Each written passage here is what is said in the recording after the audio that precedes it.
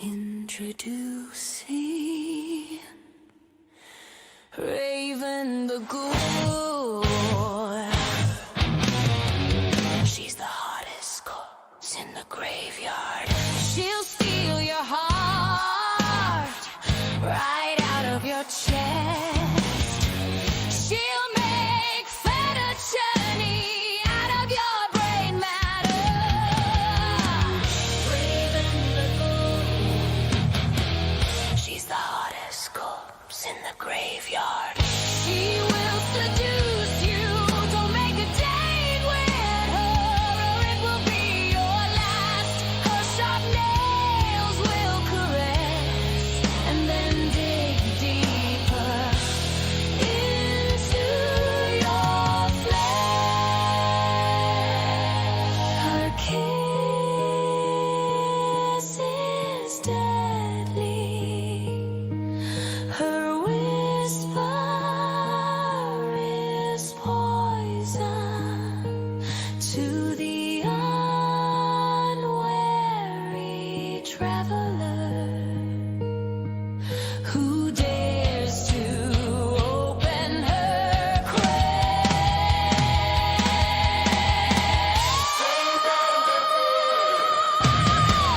She's the hottest corpse in the graveyard.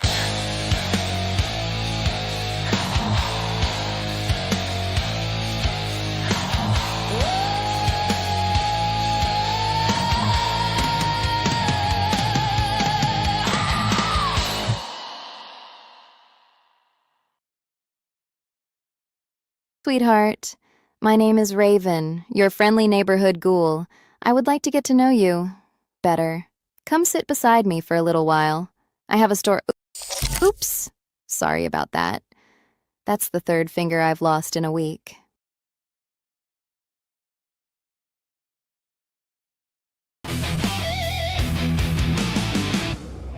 Hi, I am Ozzy the Wonder Squirrel. Don't forget to watch Evil Dead Chick on Deadites on Deck on YouTube. Oh, and subscribe, man!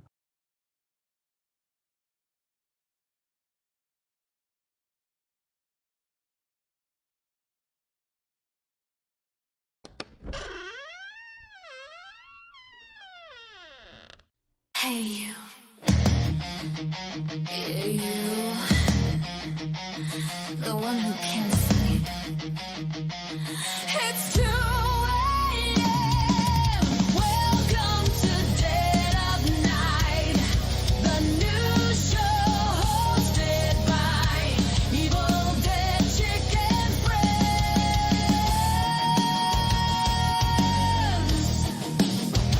We'll talk about horror in all its forms, from movies to comics, from music to novels and special effects. Oh my, we want to know what scares you, who's hiding under your bed. We'll help you count shadows until you fall asleep.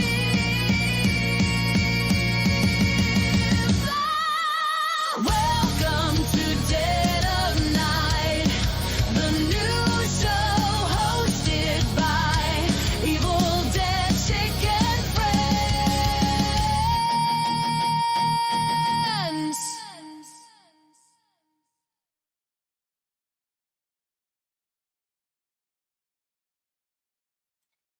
Hey, gang, this is a little experiment too. The one reason I'm doing this live is to see if, anybody's going to tune in this late to see me live. Now, that does not mean that I may not traditionally do these as pre-recorded, so that I can add some of my animated characters into it more easily. So there's not going to really be any animated characters on here with me tonight.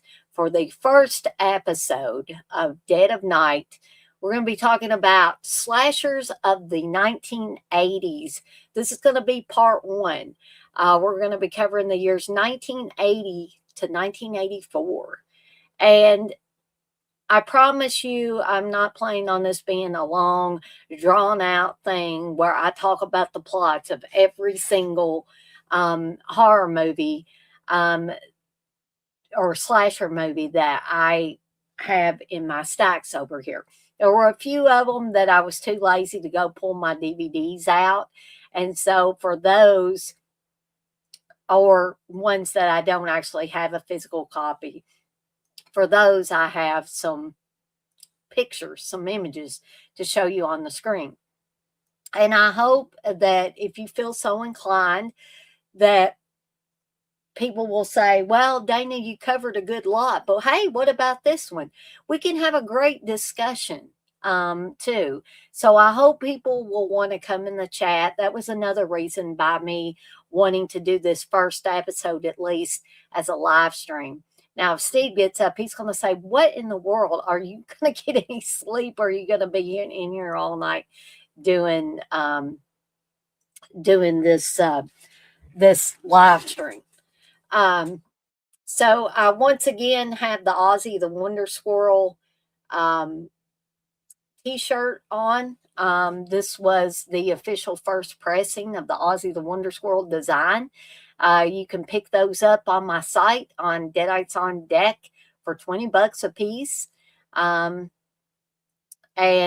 I would suggest, if you want the design to turn out pretty well, this is not blurry. I'm not sure what's going on with, like, I don't know if it's my lighting or, there we go. Maybe that's better. It may have been making a glare. This is actually darker and looks a lot better in person than it does on my camera right now. I will tell you that. But I would suggest, if you wanted to get one and you wanted it to be real vibrant, to pick lighter colors for it, you know, pinks or yellows or light oranges, you know, things like that. I can do it on darker colors, but it's a little bit different process. It won't actually be sublimating the inks into the shirt that way. But I don't want to bore anybody with that right now. So, tomorrow night, well, actually tonight, because we are in the AM now for February 22nd, I will be doing another My Path to Becoming a Positive Renegade. Just wanted to remind you guys and gals about that. I'll be talking about don't get mad or get even. You know, a lot of times that people say, I don't get mad, I get even. Well, I'm going to be talking about not getting mad and not getting even. So we're going to be talking about that at 8 p.m. Eastern time tonight. So before we get to the movies, and again, I don't intend for this to be a long drawn out with me telling every inch of every plot of these, because if you're a horror fan, if you're a slasher fan and you're watching this, then chances are the majority of these, you know, the plot to the movie. You know, the Friday the 13th, the Nightmare on Elm Streets, the stuff like that, people know, right? So we're going to have a little discussion, and I hope people come in the chat and want to, you know, discuss some things. But if not, you'll just have to listen to me talk. So I just want to remind everybody before I get to the movies that there are several different ways that you can support me in the channel, and it won't cost you a dime. One of the ways is by subscribing. Hey, folks, there's never a bad time to not only subscribe to my channel, but to subscribe to anybody else's channel that you're enjoying the content that they're putting out. And once you subscribe, you can hit that like button. Or, sorry, didn't mean to get to the like button. Hit the notification bell so you don't miss any of the new content I've got coming out. Then you can hit the like button on stuff you especially enjoy. And hey, if you like it all, hit that like button all across the board, folks. There's another way that you can there's actually two ways that you can share.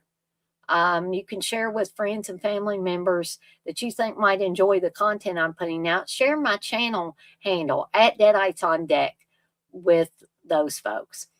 And also, Kits, my good friend Kits, mentioned another way is you can pick a video off my channel that you especially enjoyed the content of, and you can share that video out and tag my channel at Deadites on Deck in that video.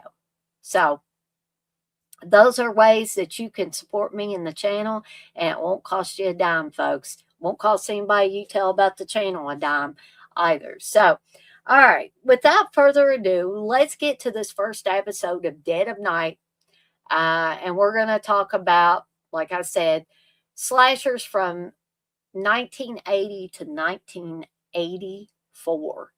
And, you know, I tried to pick ones that, one, I know enough about to talk about on here, and two, ones that I really thought fit the bill when I think of slashers that I enjoyed. Now, some of these you may think, well, Dana, that's boring as all get out. So I'm going to be telling you about a variety of them. Some of them have great gore in them. Some of them or kills. Some of them will have a great killer. Some of them are what fits my mode of so bad they're good. You know, they may be really bad movies, but there's something about them that just has a certain charm for me. So, not all these are going to be grade A prime slashers, okay? Just a little warning before we get into this. And I am sorry about this reddish glare or reddish hue to everything. It's something about these energy saving lights. And it even looks like I've got a reddish tint to my hair, but I don't. And these are not red lights, so I don't know. I'm going to have to get some different lights here. All I can think of it's the energy saving lights. So, so we're going to go ahead and get started. I'm going to preface things, and I hope this doesn't cause me to freeze because I'm bringing up a not another tab on my browser, but I'm bringing up a Word document. But the 1980s was always considered, and it's considered by me to be the golden age of the slasher. We had a lot of franchises like the Friday the 13th franchise, Halloween franchise, even though Halloween actually started in 1978. A Nightmare on Elm Street. Some of the big titles that people probably think about when they think about 80s slashers are things like Maniac, The Burning, Sleepaway Camp, The Stepfather, which was later in the 80s, and I'm going to be talking about in the second part of this Dead of Night special. So, I'm going to go ahead and get started with the 1980 slashers. And believe it or not, there weren't too many that I picked from this particular one. 1981 is probably going to have the largest group because I guess, you know, as far as slasher movies, it was kind of getting in its groove by 1981. But this is definitely... Friday the 13th is definitely not a stranger to slasher fans of probably any age now. Of course, I was born in 1976. So when Friday the 13th came out in 1980 and introduced the world to the world of Friday the 13th, I was not old enough to see it. I couldn't have went to a movie theater or anything like that. So I was a late bloomer for something like Friday the 13th. You know, that came much later. And actually I watched Friday the 13th Part 3 before I watched Friday the 13th. Because Friday the 13th Part 3 was one that would show around Halloween time when I was a kid on television, along with things like Halloween 2, et cetera, et cetera. So, and I'm sure those of you that watch this either now or later on will say, oh, yeah, I remember, stuff like that coming on television, and they were cut, but we didn't know any better when we were kids, did we? So it was a real eye opener when the VHS boom started. And I was actually able to rent things and go back and see stuff like the original Friday the 13th. And, this is no lie. Friday the 13th does introduce you to Jason. Not till the end, but it does introduce you to the character of Jason. Not the hockey mask Jason that we come to know and love in later, entries into the Friday the 13th franchise, but Jason is introduced at the end of Friday the 13th. And for slasher fans near and far, I don't think I need to explain the plot of Friday the 13th. I think even the most novice fan of 80s slashers knows the plot of Friday the 13th, right? So, I will say that the special effects were done by Mr. Tom Savini. And for me, no matter what people might say about Tom Savini, about his, his moods or whatever, when you meet him at various conventions. Now, my experience was not bad when I finally got up enough courage to go meet him, but I'm not saying that people didn't have bad experiences. But aside from that, Tom Savini, for me, has done some of the most spectacular special effects in horror movie history. And he's made some great creatures. And if you listen to Tom Savini talk, a lot of times he said, I never set out to be the Slayer King. I wanted to make monsters, creatures, things of that sort. But, thankfully for us slasher fans, he did have a knack for these magic tricks, as he calls them.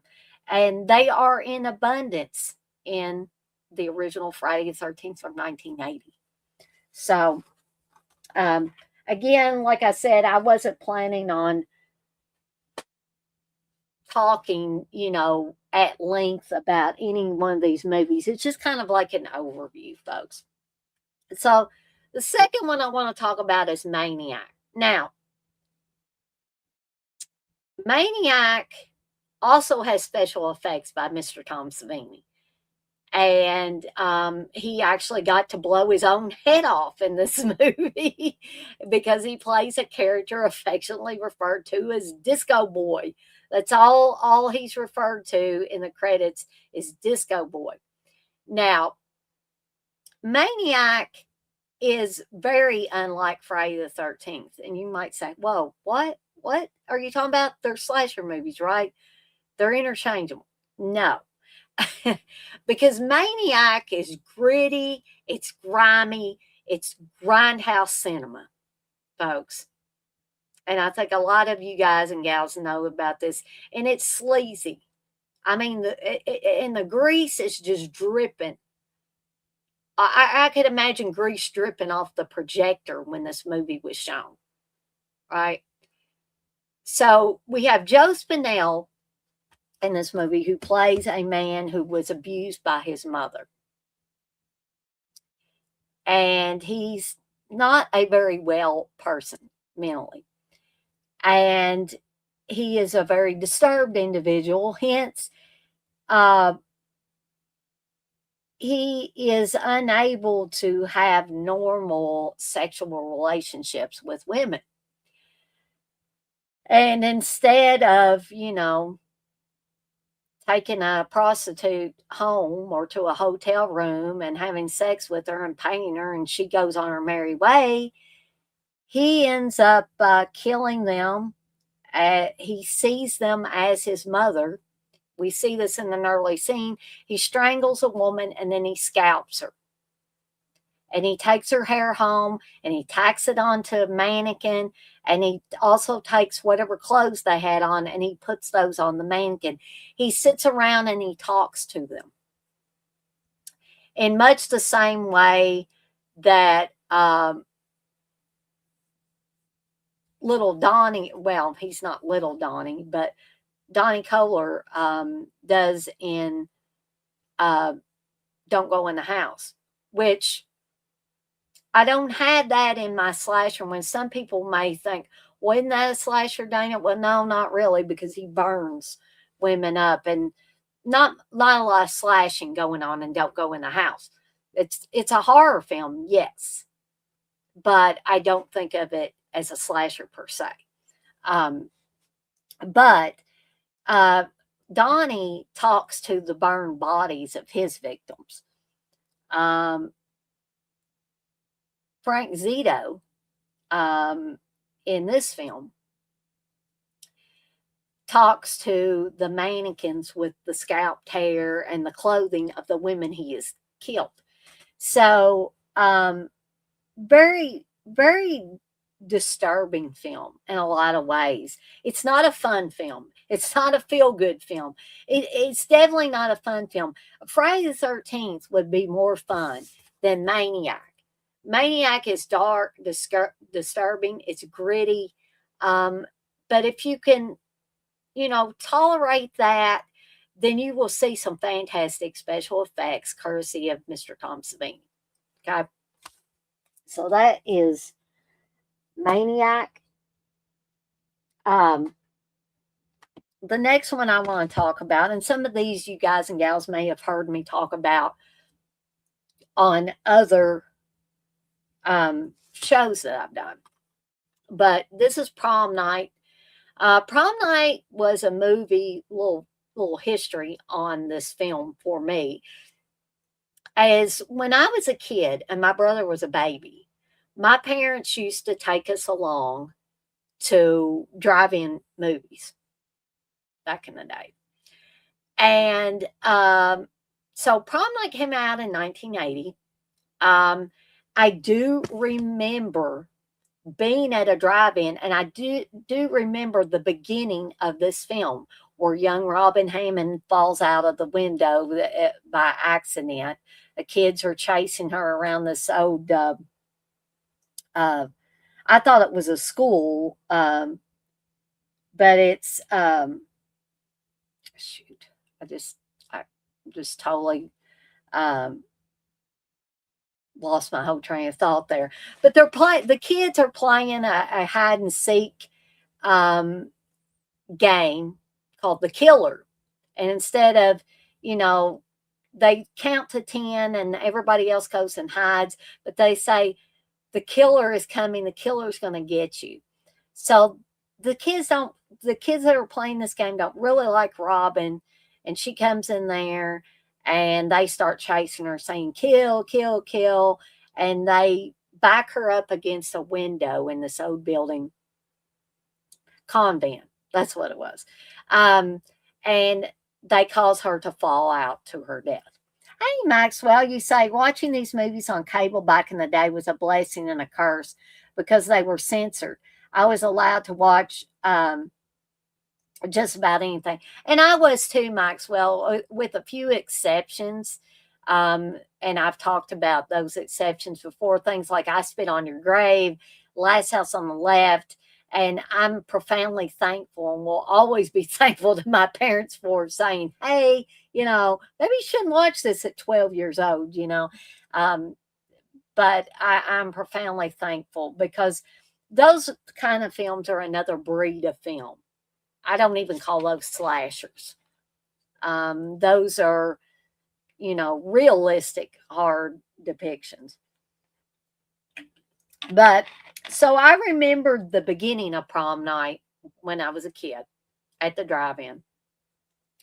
And some people tell me, well, hey, that's cool. Actually got to see remember part of prom night from the drive-in. Yeah, that's pretty cool. But I really wanted to go back and I wanted to watch the full film. So in my VHS rental days, I was able to get this movie and I watched it and I fell in love with it. No, it doesn't have special effects by Tom Savini. It is a Canadian film. Um, it has Jamie Lee Curtis in it and Leslie Nielsen, folks. And the stories they tell about Leslie Nielsen, I did not know this about Leslie Nielsen. I knew he's a funny guy, but they said he used to go around with a thing that made fart noises. And he would go around people and just, make those noises. And I just thought that was hilarious. But he did that on the set of Prom Night. But I just really, really appreciate a good solid slasher. And I think Prom Night fits the bill. Now, other people might not feel like that it does, and that's okay. But Prom Night was never anything. It did come on NBC at one time, and Steve actually got me a copy of the NBC broadcast with extra scenes added because there were certain things that they had to cut in it. And although I'm a purist and like to see a movie without any cuts, especially if it's a horror movie, I enjoyed going back and seeing what that NBC broadcast looked like at the time, and with those extra scenes. Because it kind of, that NBC broadcast kind of cast more of a shadow over certain characters that you thought, well, maybe could they be the killer? And some people might think that the killer in this is not very elaborate, but I thought it was creepy. It started with, Robin's death, and then it fast forward 6 years to the young kids are grown up now. They're getting ready to go to their senior prom or junior senior prom, whatever you want to, call it. And we find out that Jamie Lee Curtis's character of Kim Hammond, Robin was her sister, and then her brother Alex was the twin brother of Robin, and they've been dealing with grief over what happened to Robin many years ago. And it was thought that Robin was attacked by a very bad person who was making advances on her. They thought that's what the cops thought, and that there was a struggle, and that's how Robin ended up dying. But someone knows different. Someone knows what happened, and someone is making calls to the kids, and they're pretty creepy calls. And a lot of people refer to this as one of their all-time favorite slashers. And I would say it's one of my all-time favorite slashers. Now, I have heard people say that it's boring, but I don't feel that way. It's fine if you do. I think it has a fair amount of kills, and especially after it came out on Blu-ray, you were able to see those kills a lot better than in previous releases of the film. First, first watchings of the film, first few watchings, it was, real muddy print, really dark, and you couldn't really see the special effects. But now, Blu-ray in all its glory, you get to see the special effects the way they were meant to be seen. So, Prom Night's a decent little slasher, in my opinion, and one that if you haven't seen it, definitely look for a for free version, but definitely try to check this one out if you can. All right. So the next one also has Jamie Lee Curtis in it. This was part of her time when she was in a lot of horror movies early on. And what a good screamer Jamie Lee Curtis is. I will say that. But this is Terror Train, which has been described, I think, by Erwin Yablons as Halloween on a train. Now, I wouldn't really agree with that exactly, but I think it's a good little slasher. It's creepy in that we start out the movie where poor Kenny Hampson, his future fraternity brothers, play a very bad trick on him and he loses his mind. Fast forward to the kids getting ready to graduate from college, and they're going to go on a train ride on, this is actually a New Year's Eve horror film. And someone is slowly killing some of the young people off and taking their costumes because it's like a masquerade ball or a costume party or people have masks and stuff on. So the killer will kill somebody and take their costume. So I thought that was interesting. I thought there were some decent kills. This isn't like a super gory film. Some of these films I'm going to talk about tonight are a little more gory, but I think it does fit the slasher theme perfectly because there is definitely some slashing going on, slashings of throats and otherwise in this movie. And the hag mask that is used in this, which you see to the side there by the person with the axe, this is creepy to me and quite similar to a mask in another movie I'm going to talk about here in just a little bit. And they are, I believe, they're both Canadian films. I could be wrong, but I think they're both. I know this one's Canadian. So Jamie Lee Curtis was, at one time kind of making a career of being in these Canadian slasher movies. So I think Terror Train is good. I have heard people say it's slow, and I don't feel that way. I feel like it had interesting enough characters in it to, even when there wasn't slashing going on, you were engaged with the characters in this film. Maxwell, you say, I watched it a couple of months back and was surprised by the killer reveal. I hadn't seen it since the Scream Factory release. Ah, okay, that's cool. So the next one I want to talk about is one that is referred to as an American Giallo.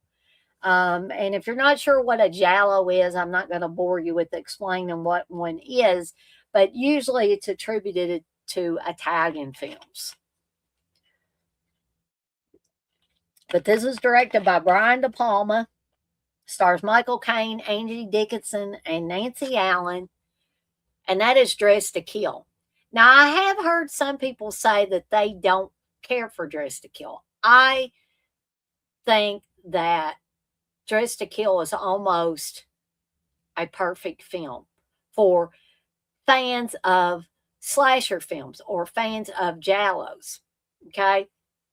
I think Brian De Palma did a very good job with this. The reveal of the killer is good. I mean, some people might be able to figure out who the killer is in Dress to Kill, and some people may not. I do know that the first time I saw it, I did not figure out who the killer was. But we have a psychiatrist. The only character I'll say this: the only character I don't like in this is Angie Dickinson's character. And people always say, "Well, Angie Dickinson was so good in Policewoman or whatever that show she was in," and she may have been. And maybe this wasn't her fault. Maybe Brian De Palma told her to be this way. But she's seeing a psychiatrist played by Michael Caine because she's having sexual issues. But I'm like, she acts so stupid when she's having sex with her man. She just acts silly. And she admits that she was faking, because she just doesn't enjoy it. She would rather have spontaneous sex with strangers in the back of a taxi cab, apparently. Everything else is boring to her. But again, maybe that wasn't Angie Dickinson's fault. Maybe that's how the character was portrayed in the screenplay. I don't know. But I think this is a really tight knit little slasher. Not only are Michael Caine, Angie Dickinson, and Nancy Allen in it, but I just totally lost my train of thought again. Oh gosh, come on. I hate it when I do this. Keith Gordon. Keith Gordon, who if y'all watch a lot of 80s movies, you've seen Keith Gordon.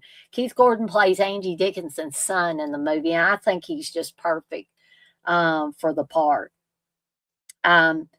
This is referred to as a psychosexual type of horror film. Might as well you say, when she sees the test results on that guy's desk, makes my skin crawl. Yeah, it's like, but at the same time, I was like, what'd you expect? This guy's spontaneous enough and kind of free with his sexual activity that he'll just have sex with a complete stranger in the back of a taxi cab? I mean, what did she expect? How many other partners did she think he had? But yeah, it is. It's like it does make your skin crawl a little bit. But I really love Dress to Kill. I think it has a decent amount of slashing in it. I think the mystery surrounding the killer is fantastic as well. And I think everybody, with the exception of Angie Dickinson, is really, really good in this film. But how I feel about Angie Dickinson doesn't make me dislike the film. I love a fair amount of Brian De Palma's films. All right. So the next one I'm going to talk about. I always laugh when I think about this movie because Uncle Bill from Dead Pit Radio has told me multiple times that this film is like watching old people eat for him. I, on the other hand, feel like that this is a decent little slasher movie with some, I think at the time, inventive kills and interesting kills. And that's He Knows You're Alone. Now, yeah, I admit that I don't know why they chose to use this cover art because it's not really that good. But this also does have the debut of Mr. Tom Hanks in this as well as a character named Elliot, a psychology student who's kind of quirky and stuff like that and interested in people being scared. So this tells the story of a jilted lover coming back to get revenge on the woman that jilted him and is getting married to somebody else, and he kills her on her wedding day. There she is in her wedding dress. He comes upstairs where she's at and stabs her to death and kills her. So he goes away for a while and then he comes back, and then we are introduced to a few girls, some whom are, I guess, planning on getting married. Maybe they all are. But Amy, played by Caitlin O'Haney in the film, is being followed by this guy. And, nobody really believes her. They think she's kind of nervous because she's going to be getting married. And she's kind of sort of in between, she's getting cold feet. She doesn't really know if she wants to marry this guy, Phil, or not. And she really, you can tell she's still in love with her old flame, played by my man, Don Scardino. I love that guy. I love that guy. And I have the biggest crush on him, and have for a long time, with the character he plays as Marvin. And he's studying forensics, and he's working at the town morgue or the county morgue or whatever you want to call it. And you can just see that Amy just lights up every time Marvin comes into the room. You can tell that, Phil's not really for her. But Marvin probably believes her more than anybody else does. But most of the kills are like slashings and stabbings. But there is one kill that I find really interesting. And this is where a woman's head ends up in a fish tank. And I'm like, yes, this is, I just thought that was the coolest thing ever. So I think it's got pretty decent special effects. And I don't think it's like watching old people eat. It's directed by Armand Mastriani, who has done some other horror films.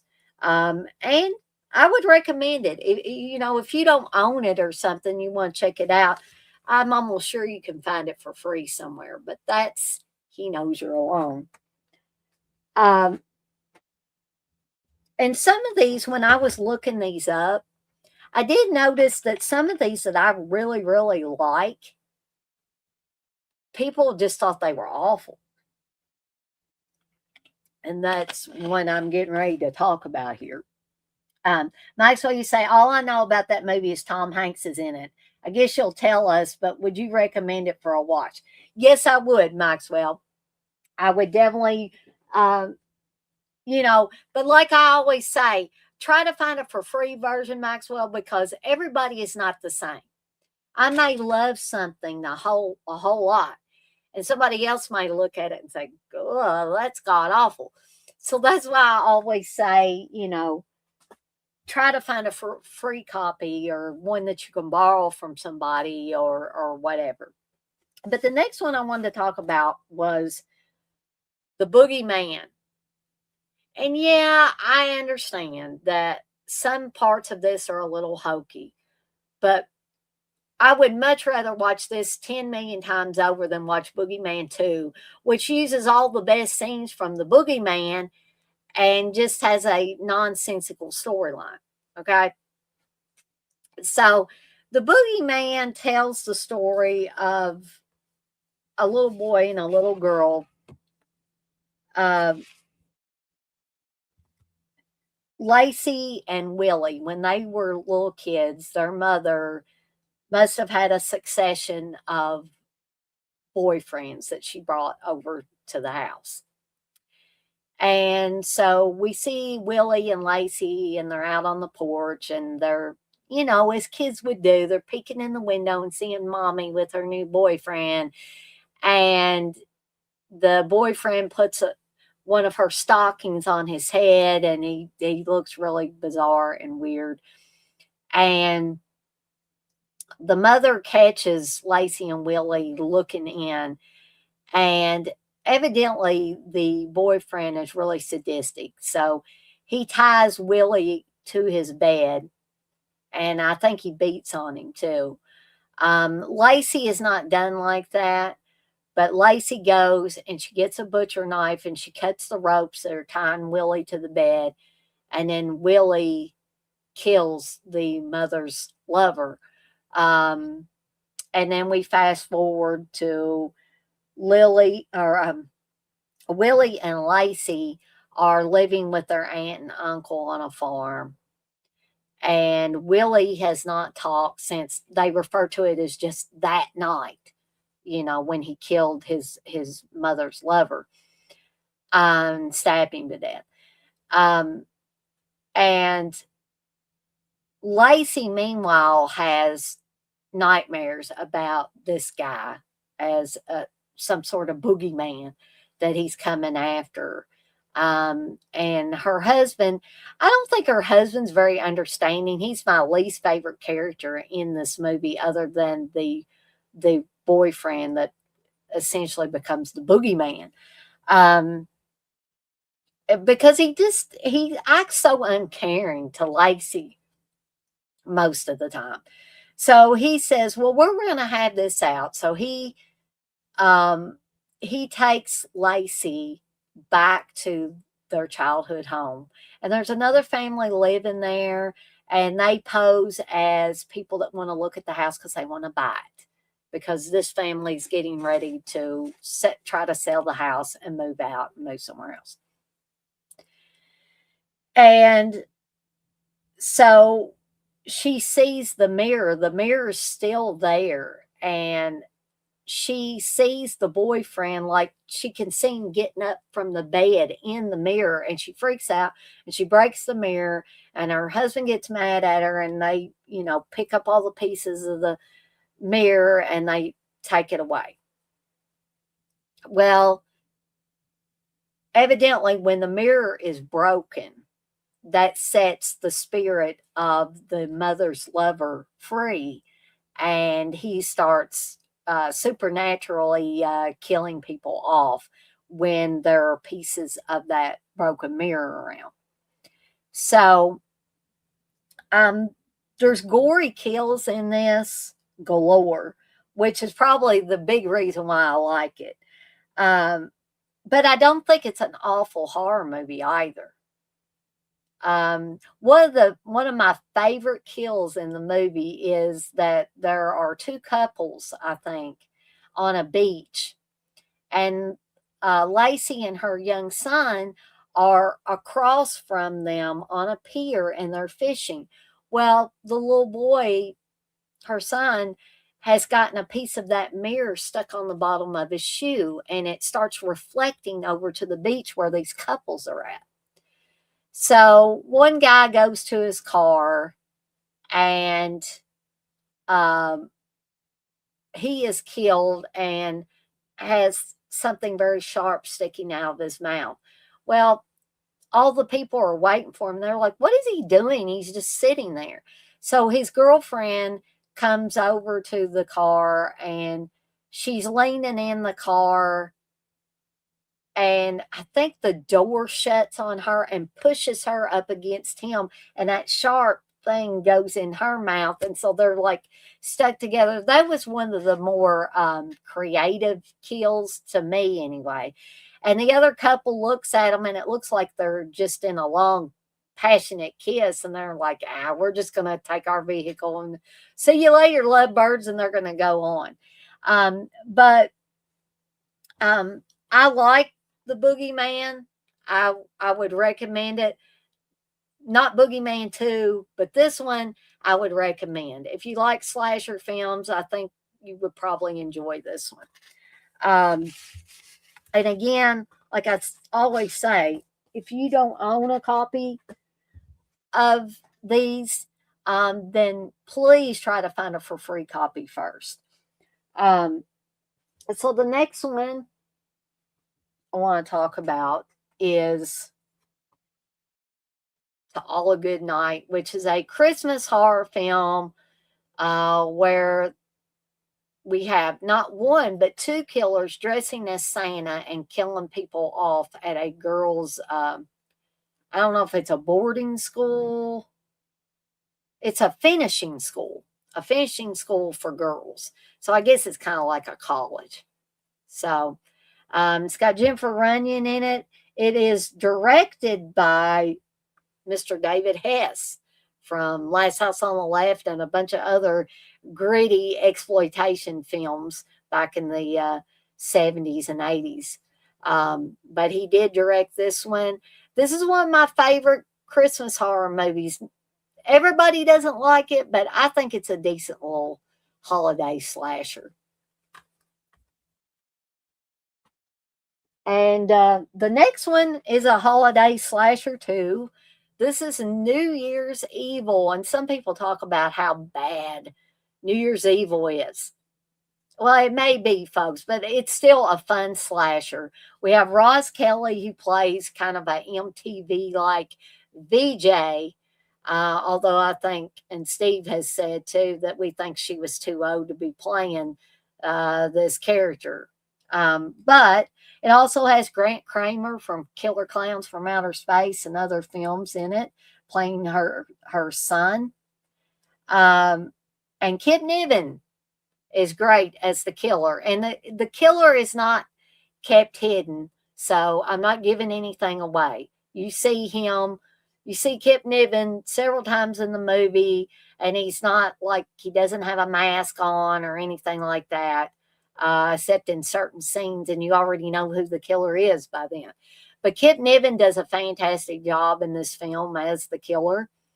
And all of it takes place during a New Year's Eve show with these, they say new wave, but it's more punk to me. And Steve says it's bad rock. That's what it is. But the movie overall is fun. I enjoy it. I tend to watch it, mainly on New Year's Eve. But sometimes I get in the mood to just watch it other times as well. So that's New Year's Evil. The next one, hold on just a second here.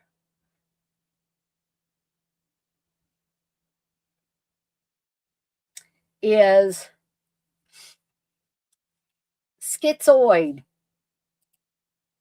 folks.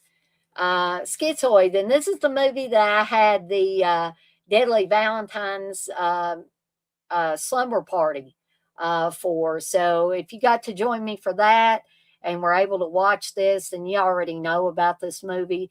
But this was a movie that I saw on another VHS tape. I saw the trailer for this, and it got me so intrigued that when I was finally able to get my hands on a copy of this to watch, I was just so thrilled. And some people don't like Schizoid either. So what you have is these women that are part of a therapy group with Dr. Fales, played by Klaus Kinski in the film, who good old Klaus is getting it on with several of these women in his therapy group. May have been trying to do it behind the scenes as well. Donna Wilkes plays Dr. Fales' daughter in the film.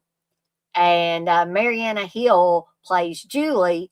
A column is for a newspaper. She writes a column called Dear Julie, where people can write in. It's kind of like Dear Abby or something like that, and ask for advice. So, but she is not only getting these letters that seem very threatening, she's got a soon-to-be ex-husband who is pushing her to get back together with him, and he acts all depressed and all that. And also, there is somebody that is out there murdering the women in her therapy group on their way to try to get to her. So again, I think the kills are pretty decent. Not the best out there, but not the worst either. But I think the story's intriguing. The stuff with the letters and the reveal of the killer, I think, is all set up beautifully, and it's creepy, and all that good stuff. So I definitely think that Schizoid, like I always say, if you can find a for free copy, this is definitely one to check out. All right, so the next one I want to talk about, because I forgot and I skipped over it, is and some people are going to groan. They're going to groan, but that's okay. But Terror on Tour, and people are going to say, Dana, that's not a good slasher film. But hey, it is to me. It's enjoyable, folks.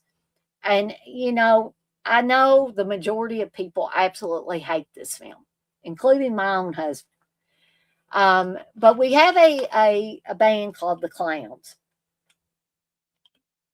that cut up mannequins and stuff on stage and threaten to kill the audience if they don't go home right now. And they dress in spandex, and they have makeup that, although it doesn't look like Kiss's makeup, it looks like that's what they were going for. I don't think the music's too bad in this.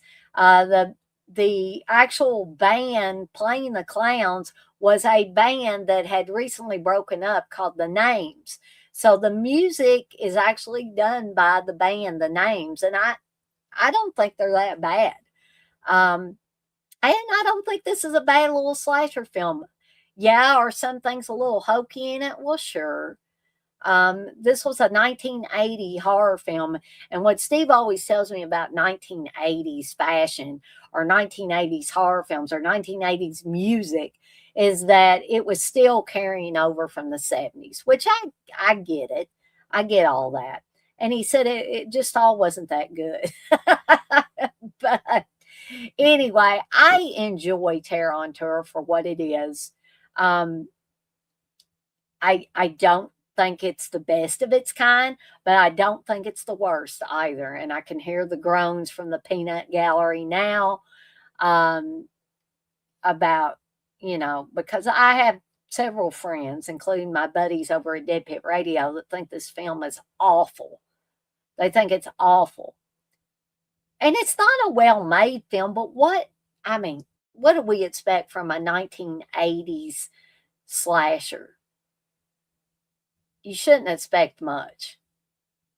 You should not expect much. Maybe you could expect more from something that's put out by Paramount or one of the other big studios, but not Terror on Tour. Just don't go into it expecting too much, and that way you won't be disappointed. But I'm pretty sure you can find this to watch on YouTube and the other usual suspects. Definitely on YouTube. I know it's been on YouTube several times. Try to find the best print that you can get to watch. And I'm begging of these boutique labels. They put everything out under the sun. I wish they put Terror on Tour out for me. I think what might have been tying it up, though, to be honest, was the rights to the music by the Names in this. But if you can find this on YouTube, watch it for free. I'd love to know what some of you think after seeing it, for those of you that haven't ever seen Terror on Tour. I'm telling you, it's really not that bad, in my opinion. But, so I didn't tell you about the killer, but there's a killer that's dressing like the Clowns and killing people at these shows or at the after parties or whatever you want to say about that. So anyway,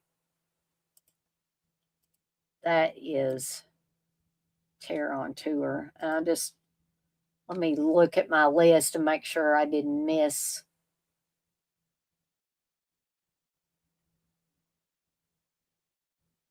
any more here. Okay. So the next one I want to talk about, this one is Canadian too. And it has Leslie Dawson in it. And let me tell you something about the Canadians and the slasher and or horror movies that they were putting out in the 80s, especially the early 80s.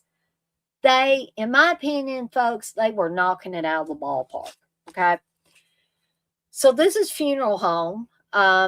I just now was able to get this on Blu-ray, and I was just absolutely thrilled. Like I said, Leslie Dawson is in this, from Happy Birthday to Me and Curtains, etc., etc.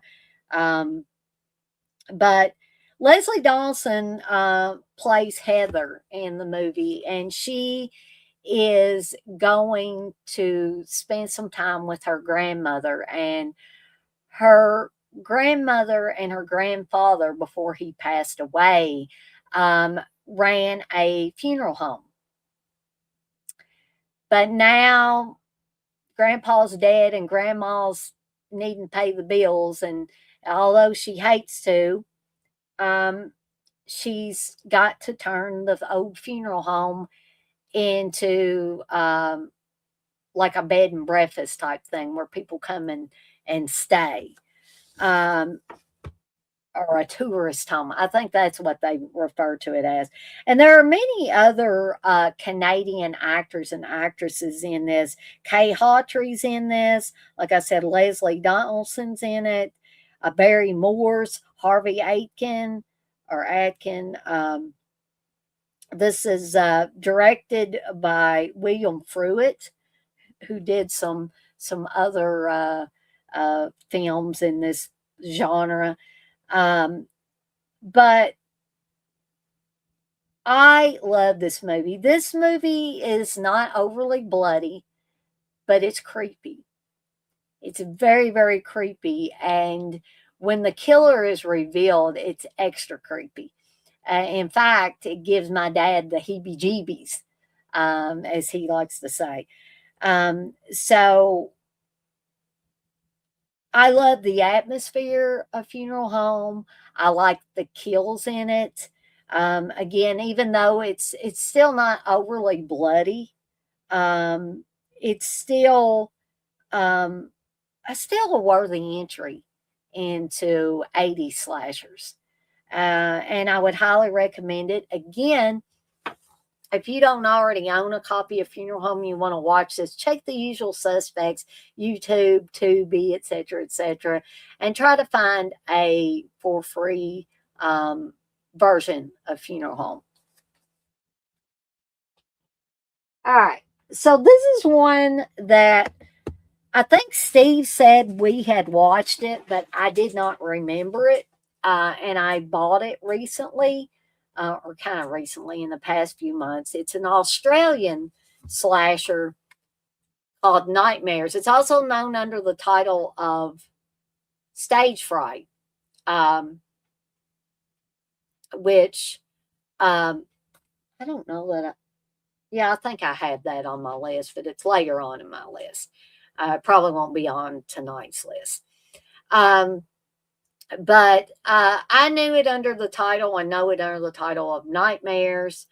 And so we start out the movie with an aspiring actress played by Jenny Newman, who was also in Hell Night, who finds herself trapped at the center of a brutal killing spree. She's an actress, stage actress, and somebody is killing off her fellow stage actors and actresses. This has an abundance of nudity, an abundance of blood. It has everything that people could want in a slasher. But the film starts out with apparently the mother and the father of the main girl in the movie are both having affairs, it appears. And the little girl is accused of killing her mother. In fact, her father comes up to her and says, "You killed your mother. You killed your mother." And the girl acts very strangely. It appears that it was an accident, that she was in the back seat. Her mother is driving. Her lover is like grabbing at her leg and doing this stuff, and the little girl just loses it and says, "Leave my mother alone," and causes the mother to crash the car. But I don't know why the father says, you killed your mother. I mean, I guess he thinks that she did. But once she grows up and becomes the stage actress and stuff like that, somebody is killing off her fellow actors and actresses in this stage play with a shard of glass. So it says it's a Halloween clone. I don't think it's a Halloween clone. I don't think it fits the bill when it comes to Halloween clones at all. So decent slasher, although it may, not entirely make sense at times. I enjoyed it. I think it's a pretty decent little Australian slasher. It's not the best of its kind, but again, it's not the worst of its kind either. So that's Nightmares. The next one is another one that I was shocked as could be to see that people hated this movie. I think it's quirky and fun and has one of the most outrageous endings I believe I've ever seen in a horror film ever. And that's Motel Hell. And the reason why I say it's got one of the most outrageous endings is that the killer in the movie puts a actual, what appears to be an actual pig's head on their head and chases people with a chainsaw. I mean, how can that not be fun? And this also has the tagline, "It takes all kinds of critters to make Farmer Vincent's fritters." And if you don't know what I'm talking about with this movie, then you just simply got to watch it. So we have Farmer Vincent and his sister Ida, who make jerky and other types of meats. But apparently they're a little crazy, and they actually get people and plant them in a garden like plants, and they slit their vocal cords so they can't make any noises other than like that. And then they harvest them eventually. They give them food and all that stuff until they're fattened up enough, and then they, pull them out of the ground and cut them up for Farmer Vincent's fritters, because, it takes all kinds of critters to make Farmer Vincent's fritters. So, and they run a motel, hence Motel Hell. It's actually Motel Hello, but you see at the beginning that the light on the O goes out, hence Motel Hell. All right. So we got a few more. And, I'm going through these as fast as I can, folks, but I don't want to go through them too quickly because, people will say, well, what in the heck was that? All right. So the next one is another Christmas horror where this guy believes he is Santa and he's got to punish the bad people. Okay. So on Christmas Eve night, he dresses like Santa and he gives gifts to the good people and the good kids, and he kills the bad adults. And I like this one for Christmas horror. I usually don't watch it until it's Christmas time. But hey, you feel free to watch it anytime you want. It's not overly gory except in one scene outside of a church, and I'm not gonna explain all of that, but it is probably the goriest kill or kills in the film. So that's Christmas Evil. This is Steve's copy on DVD. I don't know if he has another copy of it, but I was too lazy to go searching for my DVD. but this is Macabre, directed by Lamberto Bava. And this is supposed to be, it might be a little loosely based, but it's supposed to be based on something that happened in Texas. So,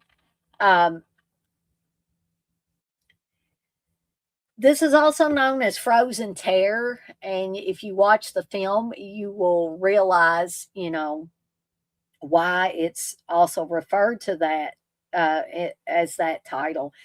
So it's supposed to take place in New Orleans. A wife and mother has an affair behind her family's back. Her daughter is a wicked little witch, and drown while the mother is with the lover. She drowns her baby brother. Well, he's not a baby, but he's a young kid. She drowns him in the bathtub. And the mother is trying to, rush home while her lover is driving, and her lover gets gruesomely killed in a car accident. And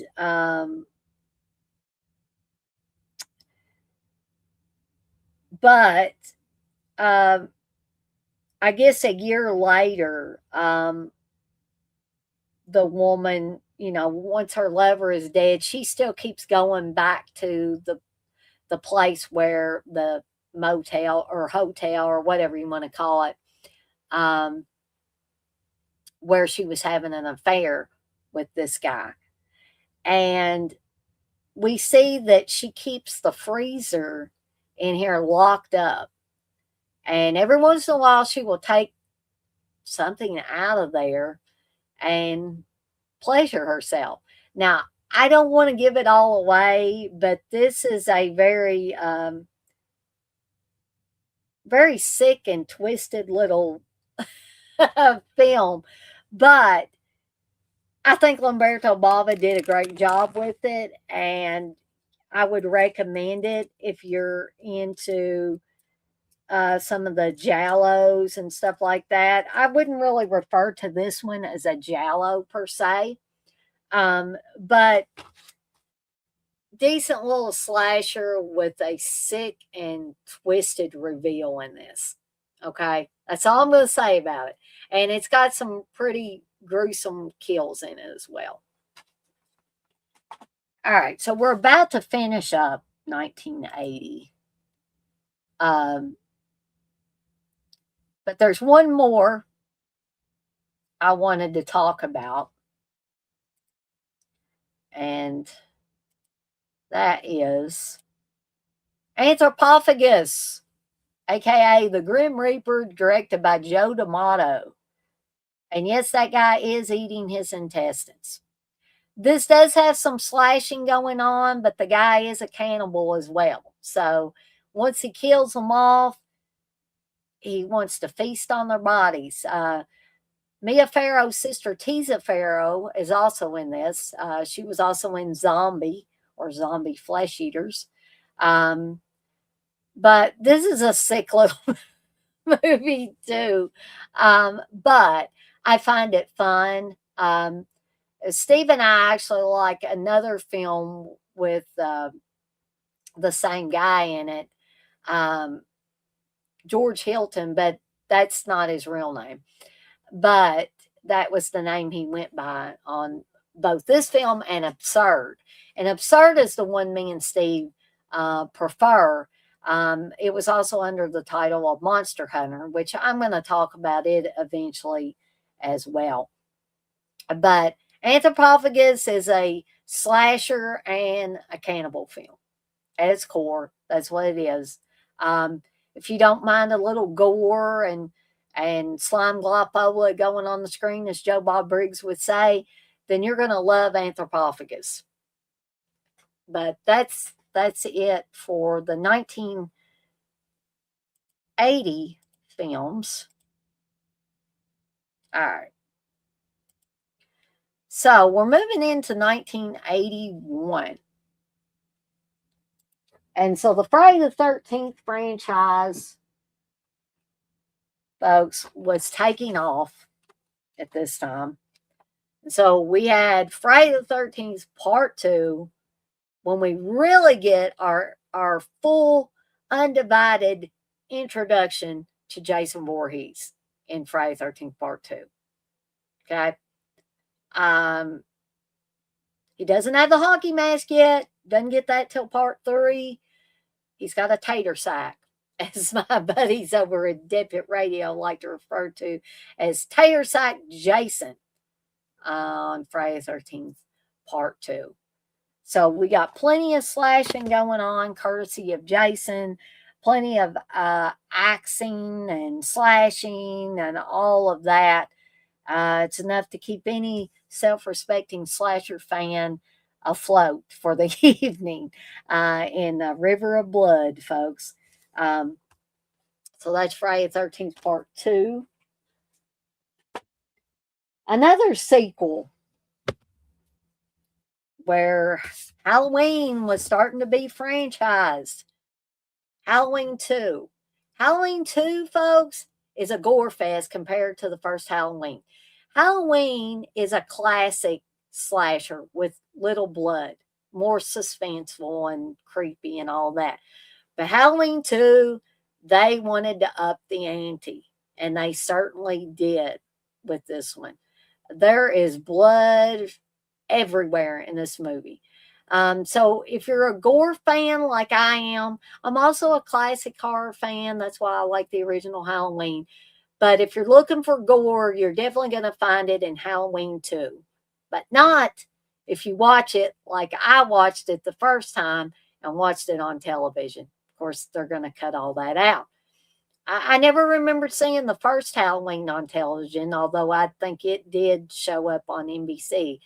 But Halloween 2, I saw it a ton of times. So when I was finally able to watch it on VHS, imagine my surprise at where'd all this blood come from? Because I didn't know any better. When I would watch it on TV, I thought I was watching the regular movie. Nope, watching the cut version. But Halloween 2 continues the adventures of Michael Myers. And by the way, I like this cover art a lot better than this 4K cover art. Sorry, Screen Factory. These just continue to get worse. So if you ask me which cover art I like better, it's this one with the very eerie pumpkin on there. Okay.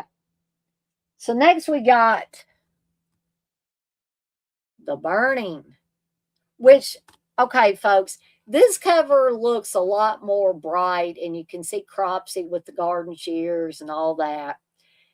Okay, let me tell you about how I first discovered this. And I could have missed out on a great slasher movie had I not, picked this up off the VHS store shelves and actually read about what the movie was about, right?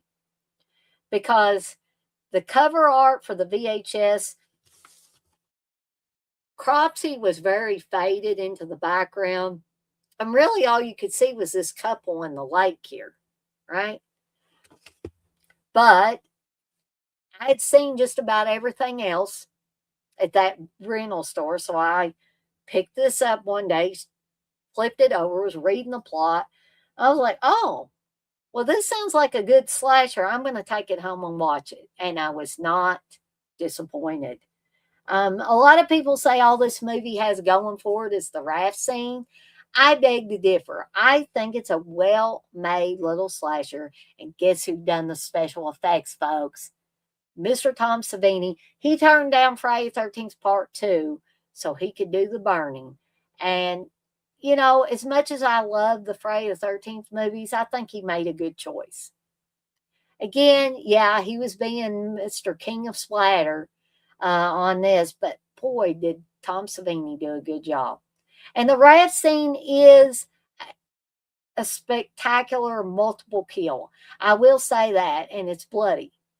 But this film has enough blood for everybody in your family. If everybody in your family wants to watch a slasher film, this has got enough blood for everybody, folks. So we have the story of Cropsy, the caretaker at Camp Blackfoot, and nobody likes Cropsy, and they play a prank on him where they put this fake skull with worms and stuff on it, and they put candles on it, and they sneak into Cropsy's uh, place where he stays, his little shack or shed or whatever you want to call it, and he's got gasoline in there. Well, he wakes up, he sees this skull, it scares him, he knocks it over, everything catches on fire, the gasoline ignites, and Cropsy is horribly burned. And so, needless to say, he wants to get revenge on any kids at camp. So, yeah, kind of like the Jason story, but not really. This is a fun one, folks, and definitely bloody enough for even the most, diehard fan, I guess, of these types of films. All right. The next one is one I just watched, and that's My Bloody Valentine. This is usually the one I want to watch, really, really want to watch around Valentine's Day, and I always do. This one was another one. No, Maxwell, The Burning is not one of CK's favorites. He prefers Madman, which I'm also going to be talking about. He prefers Madman to The Burning, but that's okay. We can't all like things the same. But My Bloody Valentine is fantastic, folks. Another Canadian holiday horror. To me, it has a lot of likable characters. My favorite character is Keith Knight's character of Hollis in this. I absolutely love Hollis. I think he's just like a big teddy bear. But this tells the story of Harry Warden, who was the victim of a cave-in, and he went crazy and killed supervisors who left their post and caused these guys to be the victims of a cave-in after there was an explosion, because guess what? The supervisors didn't check the methane gas levels in the tunnels before they left to go to a Valentine's party. So Harry Warden's the only one left alive. He was cannibalizing his fellow miners that were dead in there, and he was crazy. So they sent him off to the mental hospital. A year later, he comes back, kills the two supervisors, and puts their hearts in heart-shaped boxes and sends them to the dance and warns them never to have a Valentine's dance again.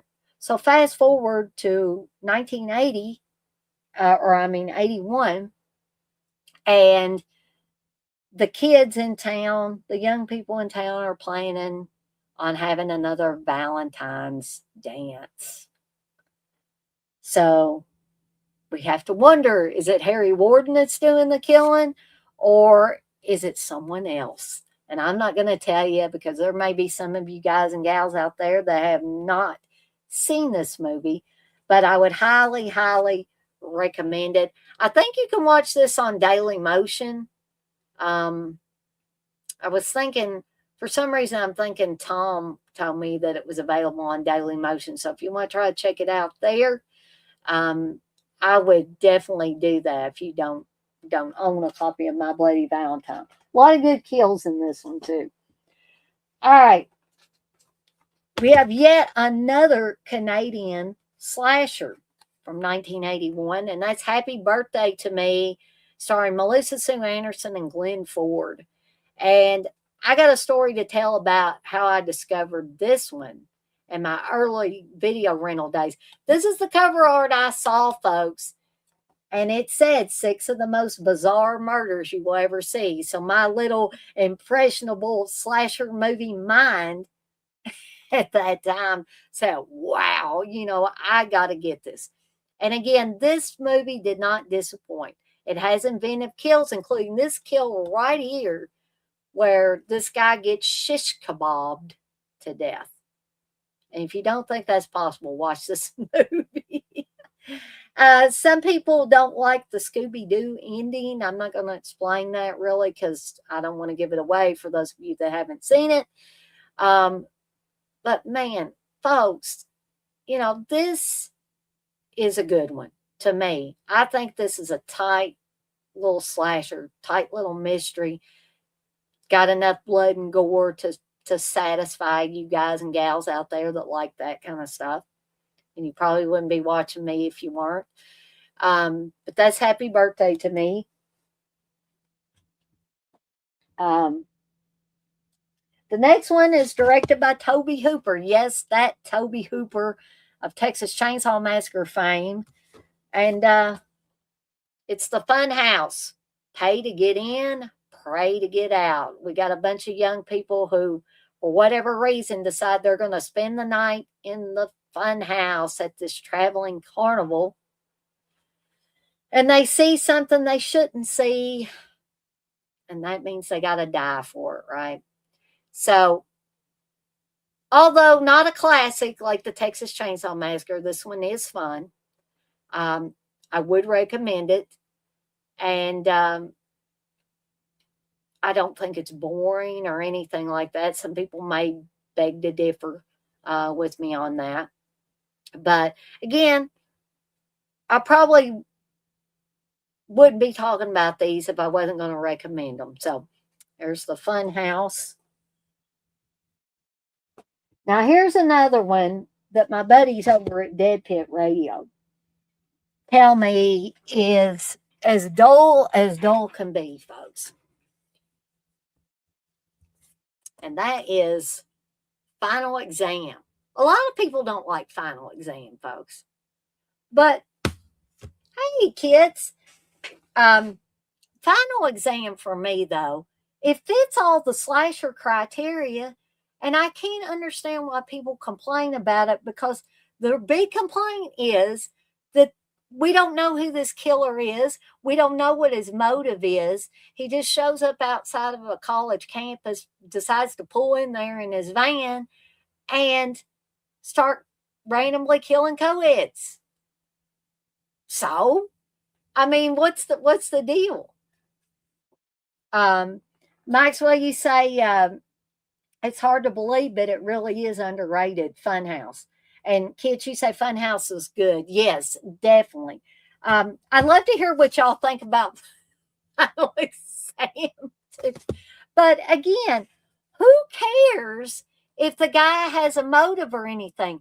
To me, isn't it scarier if this guy just shows up and says, I think this would be a good place to pull in and start killing people off. Why do we got to know anything? Why do we got to know anything about this guy, or if he has a motive? He's just some crazy dude. To me, that makes it scarier because it's very unpredictable. He doesn't have any kind of agenda other than he wants to slice and dice some people up.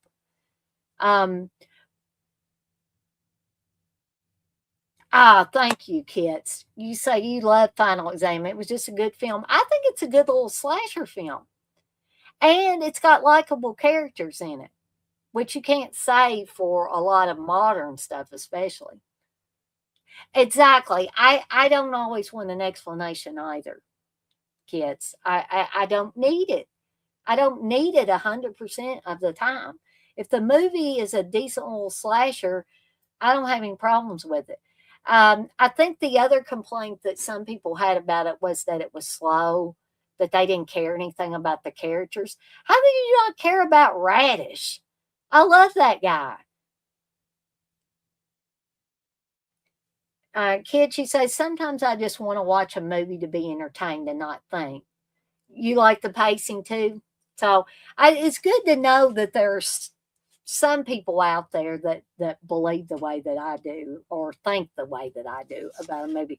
But there is one thing in this movie that people nowadays would, with all the school shootings that have happened in the past several years and stuff like that, the people would find very disturbing. And it probably would not get put into a film. And that is that the fraternity brothers want to help their other fraternity brother out because he's got to pass his physics. I think it's a physics exam. And or his parents are going to stop making payments on his car. And he's got a really fancy car.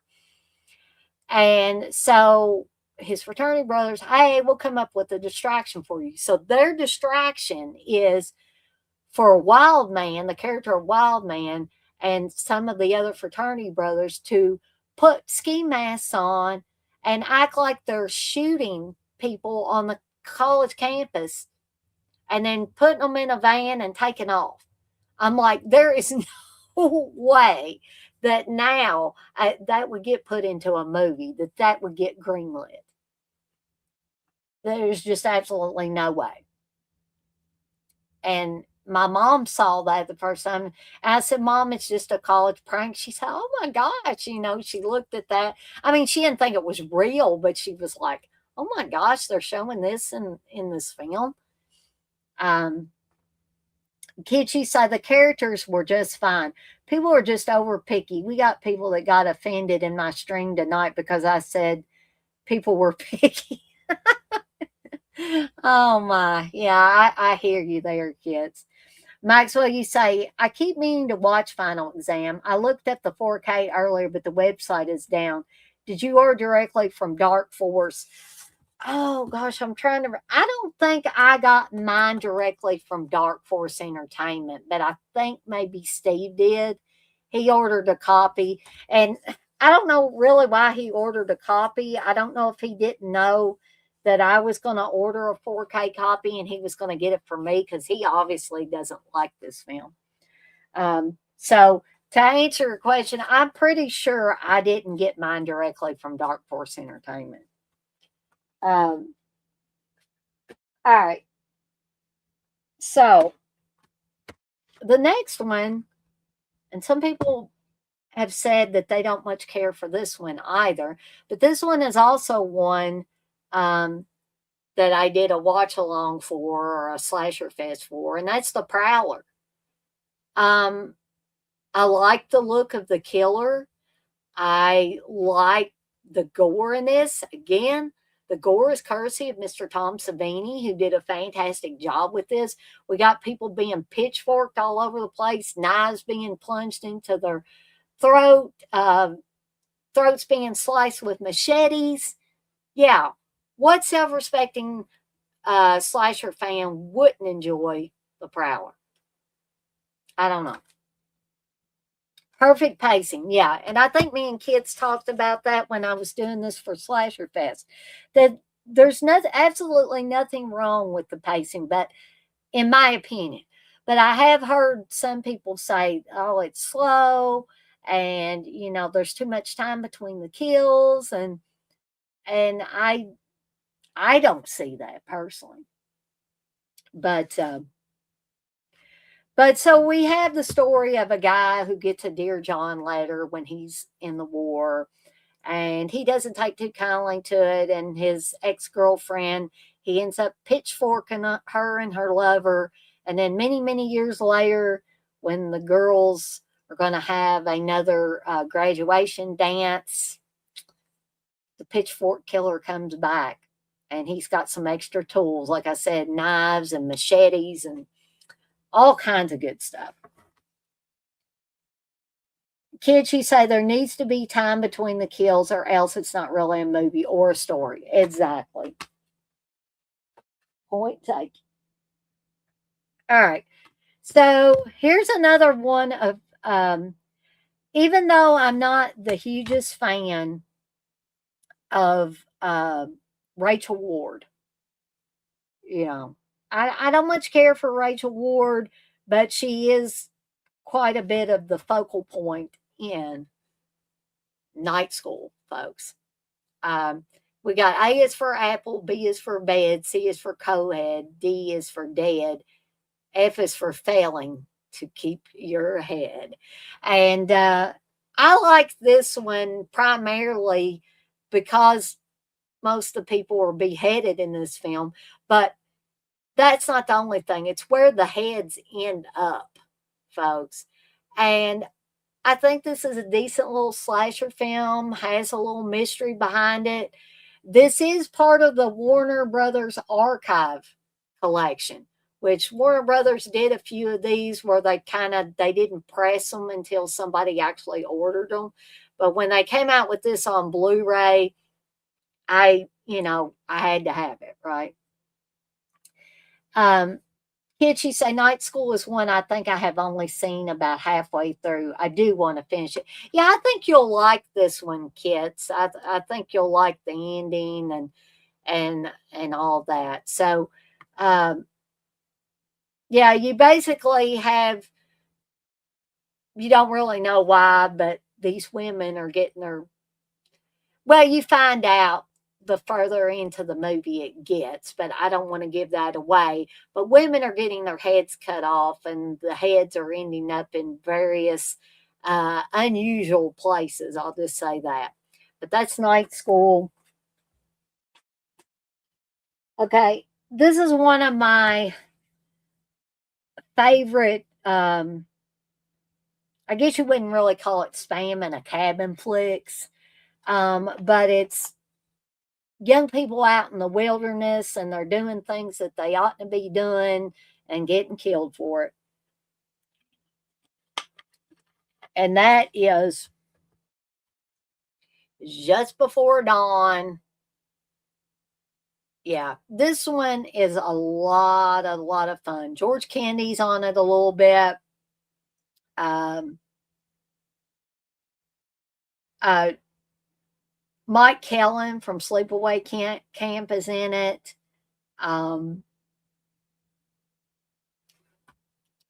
Chris Lemon's in it. Greg Henry's in it, and Jamie Rose. Um, I People might say, well, this is typical Jason Friday the 13th territory with Just Before Dawn. Well, not exactly, because there are some differences in this, and I don't want to give it all away, but basically you have a group of young people who go out in the wilderness and they don't come back out. At least they don't come back out alive. Okay. A lot of good kills, a lot of interesting kills, in my opinion, in Just Before Dawn. Um, and it's been a while since I've seen it, so I might want to go back and revisit it sometime soon. But that's Just Before Dawn. You say this one, kids. You say this one was an okay watch. It's one I haven't revisited in a while. Yeah, it's like that for me. I try to take time between revisits because it's not one I want to watch and then turn around a couple of weeks later and watch it again. You know what I mean? All right. Now we're getting into gritty, nasty, greasy territory with Nightmare, aka Nightmares in the Damaged Brain, directed by Romano Scavallini. There's been a lot of controversy over the years about, did Tom Savini do the special effects? Did he not? Tom Savini says he didn't. He said that he may have been on set because there are pictures of him on the set of this movie. He may have been on the set visiting someone, but Romano Scavallini says that Tom Savini actually did some of the effects in this film. So the world may never know, right? So this tells the story. This is the other cover for this. This tells the story of a young boy who, it says that he sees his mother and his father playing some kinky sex games, and he cuts the mother's head off, axes her up and stuff like that. But I thought more along the lines of she seemed to be a dominatrix or something, because she was slapping the father around, bloody in his nose, and all that. She seemed more like a professional to me. Um, but so he ends up apparently getting married to a woman, but he's messed up. So when he was a little boy, I don't know if they sent him off to the mental hospital. It doesn't really explain that, nor does it need to really. But he is in the mental hospital at the beginning of the movie. And he has nightmares about the woman that he beheaded. And in the dreams, he wakes up in a bed and sees her severed head there. And he wakes up screaming.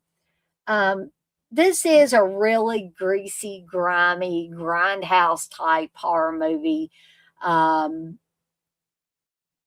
It's even been referred to as greasy, grimy, and nasty. The gore is disturbing, depressing, and ugly, as it should be. The Bloody Pit of Horror said that about this. The Horror said, a pure gore spectacle.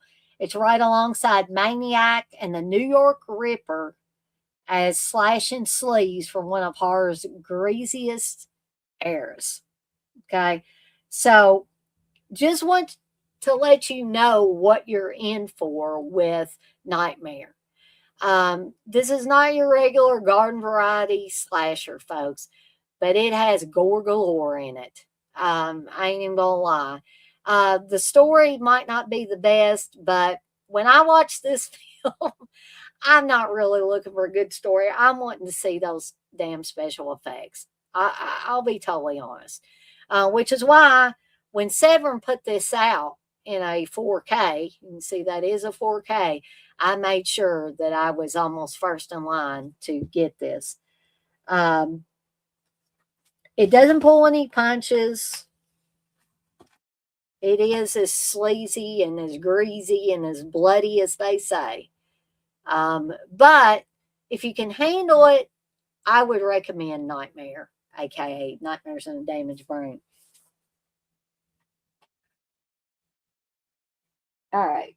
So the next one, some people might not care for this one either. I haven't heard a lot of complaints about it. But this is Eyes of a Stranger, which has Jennifer Jason Leigh as a blind girl getting menaced by a guy that's been killing women all around town. And now he's got his sights set on her and her sister. This one also does have a pretty gratuitous head in a fish tank scene as well. I like this one. I think it's creepy in spots. I think the killer is disturbing in it. And I'd highly recommend it as a decent slasher. I would definitely recommend Eyes of a Stranger. Kit, you say this is another one you haven't recently or revisited in a while? Yeah, I haven't either. I need to actually revisit it. All right, so the next one is Graduation Day. The class of 81 is running out of time, and the people getting killed off in this movie are members of the track team. And yes, that is Christopher George in the center as Coach Michaels of the team. Now, what happens at the beginning of this movie is Laura Ramstead is a track team member, and she is running in a race, and the team's doing really good. And Coach Michaels is pushing her, move your ass, Laura, and screaming at her and stuff. And she wins the race, and everybody's not paying attention for a while. But then all of a sudden, poor Laura has a aneurysm and dies on the track. And her boyfriend is deeply upset. Her sister Anne comes back from the military to get or accept Laura's diploma on her behalf. I didn't know that they did things like that if somebody passed away. But I guess somebody's got to get the diploma. But somebody is starting, after this happens, someone is starting to kill off the other members of the track team. Miss Linnea Quigley is in this, and she took the place of another actress who did not want to do the nudity that was required, and so they fired her. And you actually see her, the other actress, in the role in some parts of the film, where, and other times you see Linnea Quigley playing her. But what's weird is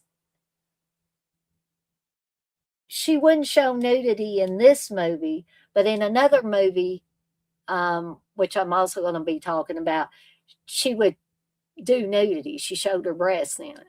So, hey, Blair, I haven't seen you in a while. It's good to see you in here. So, again, this is a decent little high school slasher film, and I would recommend it. I'm sure there are people that don't like it, but I enjoy it. This was one that I believe, does anybody remember like store called TG&Y? I think that's what it was called. When I was a kid, we had a store called TG&Y. It was a department store. This was in the days before the Walmarts and all that, right? And I think that is where I first saw Graduation Day on VHS. And I want to say I bought it because this was when they were more affordable. So this was years after the movie had already been released. And I have loved it from then on out. Oh, you're actually getting up to go to work? Oh, man, I hate that you got to work on a Sunday, Blair, and you're having to get up this early. But thank you for stopping in here, though. But anyway, that's Graduation Day, folks. All right, now here next is CK from Dead Pit Radio. This is his preferred movie. If you would ask him which is a better movie, this movie, Madman, or The Burning, he's always going to say Madman. And I like Madman too, hence me having it on my slashers list. Madman tells the story of Madman Mars, a farmer who went crazy and killed his family many moons ago. And the local folk tried to hang him. They came back the next day and he was gone. And so there's, of course, a legend about Madman Mars that you can't say his name above a whisper, or else he'll come from his house and he'll come kill you. And so we have these kids, gifted kids are called, and they're at a camp. Why the camp owner is telling such a gruesome story to young kids, I don't know. That's what Betsy asked, played by Galen Ross. And she did not use the name Galen Ross. She used the fake name of Alexis Dubin in this movie. So that's something that Betsy asked the camp leader, camp owner, hey, maybe, we shouldn't be telling this gruesome story to these young kids. It's scaring some of them. But one of the older boys, Richie, thinks he's being smart, and he says, Madman, Madman Mars, come get me. And then he ends up disappearing, and everybody else goes back to camp. And then they later try to go find Richie. But Madman is a little upset. He's a little miffed. And he comes into the camp and starts killing people off. And this has some ridiculous stuff in it with the head counselors. But that aside, the kills are good in it. The look of Madman's great. And I do enjoy this. But if you were to ask me which was my favorite slasher out of these two, out of Madman and The Burning, I would always go with The Burning. Doesn't mean I hate Madman. It just means I prefer The Burning. Kids, you say I have to run. I got to be up early tomorrow. Have a great stream. Thank you, kids. I appreciate you coming by. And if you want to watch this on the replay, you know you're always welcome. And I'm knocking crap over here. I'm going to have to pick these up a second, folks. I had a really big stack for 1981, folks. All right. So, I appreciate it, kids. So the next one is Hell Night with Linda Blair and Vincent Van Patten. Jenny Newman, of course, is in this from the Nightmares movie. Suki Goodwin, Peter Barton is in this, folks. You can see him on the front there with Linda Blair. So we have another college slasher where members of, hopefully they hope to be part of a sorority. The girls are hoping to be part of the sorority. The guys are hoping to be part of a fraternity, but they got to go stay in Garth's mansion for the whole night. And the rest of the kids are planning on scaring them. But there's somebody else in Garth Manor that doesn't want them being there and is killing them off in various gruesome ways. I love Hell Night. It's one that I've enjoyed for a long, long time.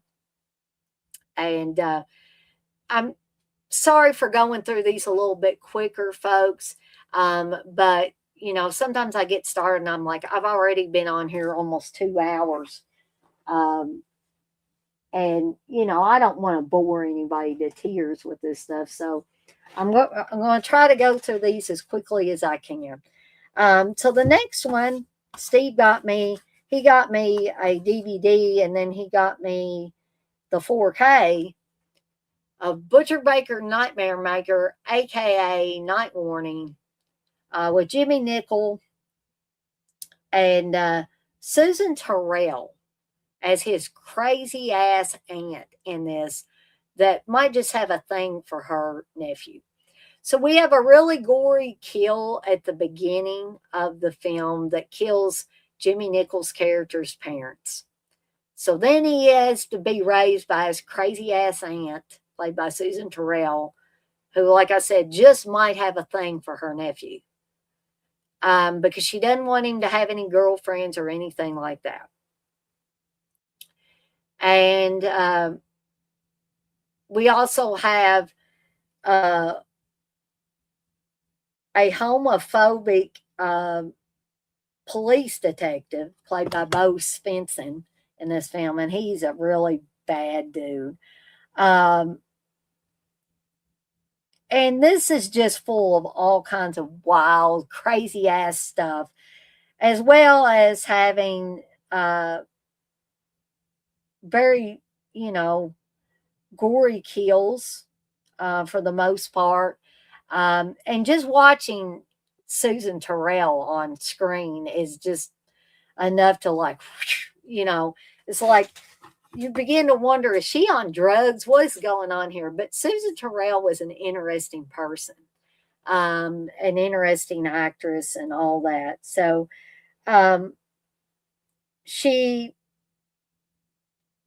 so we have one scene where Susan Terrell is trying to make out with the repairman. And I believe he's gay, so he doesn't have any interest in being with her. So she kills him and then says that he tried to assault her. And just, it's shocking, it's disturbing. And somebody referred to it from Cool Ass Cinema as brilliantly insane. And that's probably a great way to describe this. They say Susan Terrell is to this film what Joe Spinell was to Maniac. So there you go, folks. Fun little film that I was late to the game on watching, but I'm so glad that I did. And it's become one of my favorite slashers. All right. So, folks, I said I was going to have some so bad, or what some that I refer to as so bad they're good slashers. And don't go in the woods, or don't go in the woods alone. Fits the bill. So you have a Viking looking killer that's basically going around in the woods and killing off these clueless people in this film. I do like American Gothic, Stacy. And I'm going to be talking about that not tonight, but on the next, the second part of this, I will more than likely be talking about American Gothic. And I maybe have forgot to pull it. But I will make sure that I try to remember to talk about that one. So, don't go in the woods alone. Not the greatest film in the world. Yeah, it's hokey and got stupid characters doing stupid things. Not the greatest of acting, but it's fun to me. So bad it's good. And that's Don't Go in the Woods. The next one, I said there was going to be another one with the girl that got fired off of graduation day because she wouldn't do nudity. She shows her boobies in this. And that's Bloody Birthday with Lori Lethin, Melinda Cordell, Julie Brown is in this, Susan Strasberg, Jose Ferrer. This is directed by Ed Hunt. We also have Casey Martell from E.T. and Growing Pains, and I believe Casey Martell was on Amityville Horror as one of the kids too. Lori Lethin was in Return to Horror High and The Prey. So they call this the Bad Seed meets Halloween. I don't really think of it as like a Halloween thing, but the Bad Seed, yeah. So we've got Debbie, Curtis, and Stephen, who were born during an eclipse.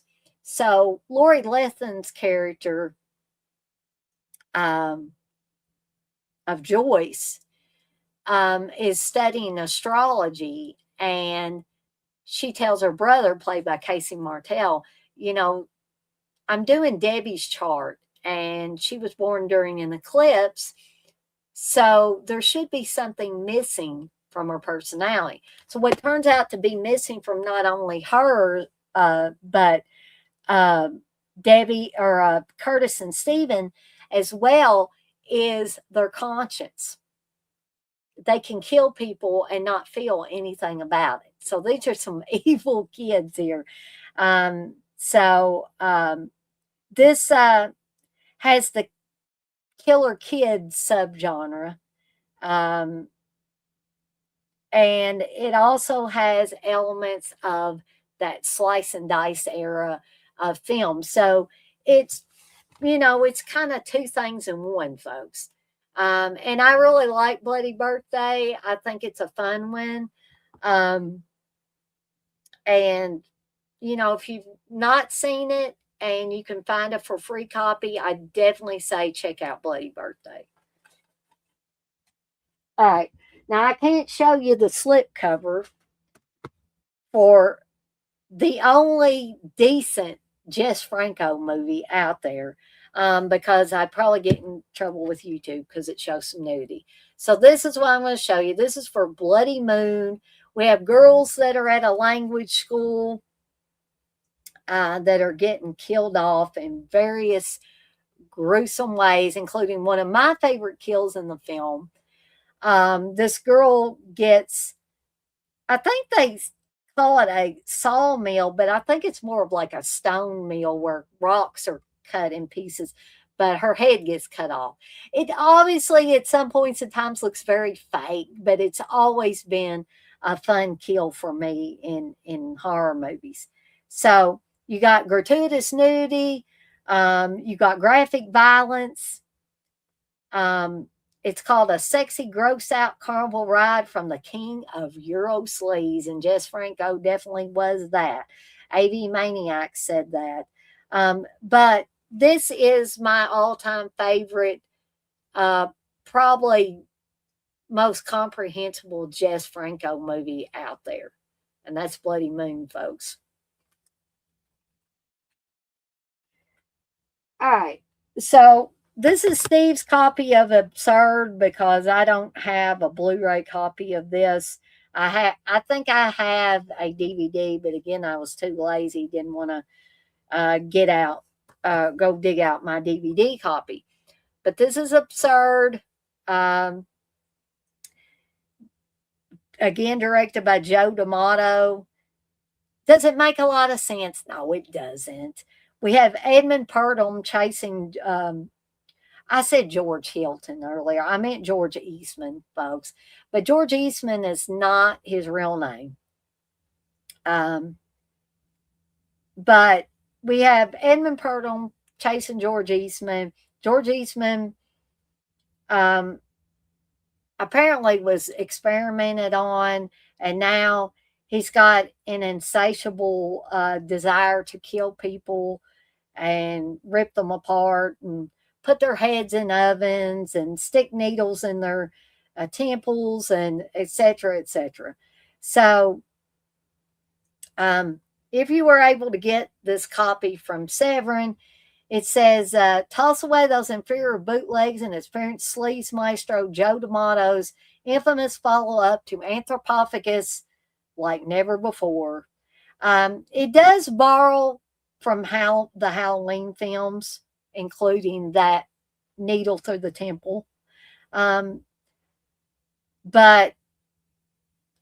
good gracious, is this fun, folks? It's gory, it's fun, it's all out crazy, but it never fails to entertain when I watch it. So if you don't mind the gore and you don't mind the absurdity of this film, Absurd, then I think you will really enjoy it. All right. So next up is a film that I watch around my birthday because it has to do with birthdays. And that's Madhouse. And a lot of people don't like this film either. But I'm not sure why, because it's eerie, has some great kills in it, and a very deranged killer, which I won't give away. You may be able to figure it out if you watch this movie. So we have Julia, who's always been scared of her sister Mary because Mary would torture her when they were kids. And now Mary is suffering in the hospital from an illness that it's affecting her brain. So she's went crazy now. And it appears at first that only Mary is doing the killing in this movie. But we've got a secondary killer. But I don't want to give that away. But this was an Italian production. It was shot in Savannah, Georgia, though. It was also known as When She Was Bad, and there was a little girl. But it definitely does have slasher elements. Has that over-the-top 80s Italian sensibility to it. And British authorities saw this one as a video nasty. But we all know how ridiculous that was. But this is a decent slasher. Highly recommend it. If you can find it for a free copy, please check this one out. Okay. So, doesn't seem that I have anybody in here right now. So, I am going to I may cut this off a little bit early and cover the. Uh, I may make this into 3 parts, folks, um, and I may have to change the title of this. So, what I may do is when I finish up these ones from 1981, because I just did not realize, how many I had here till I was actually starting to go through these. And I need to get some rest, and I know you guys and gals need to get some rest too.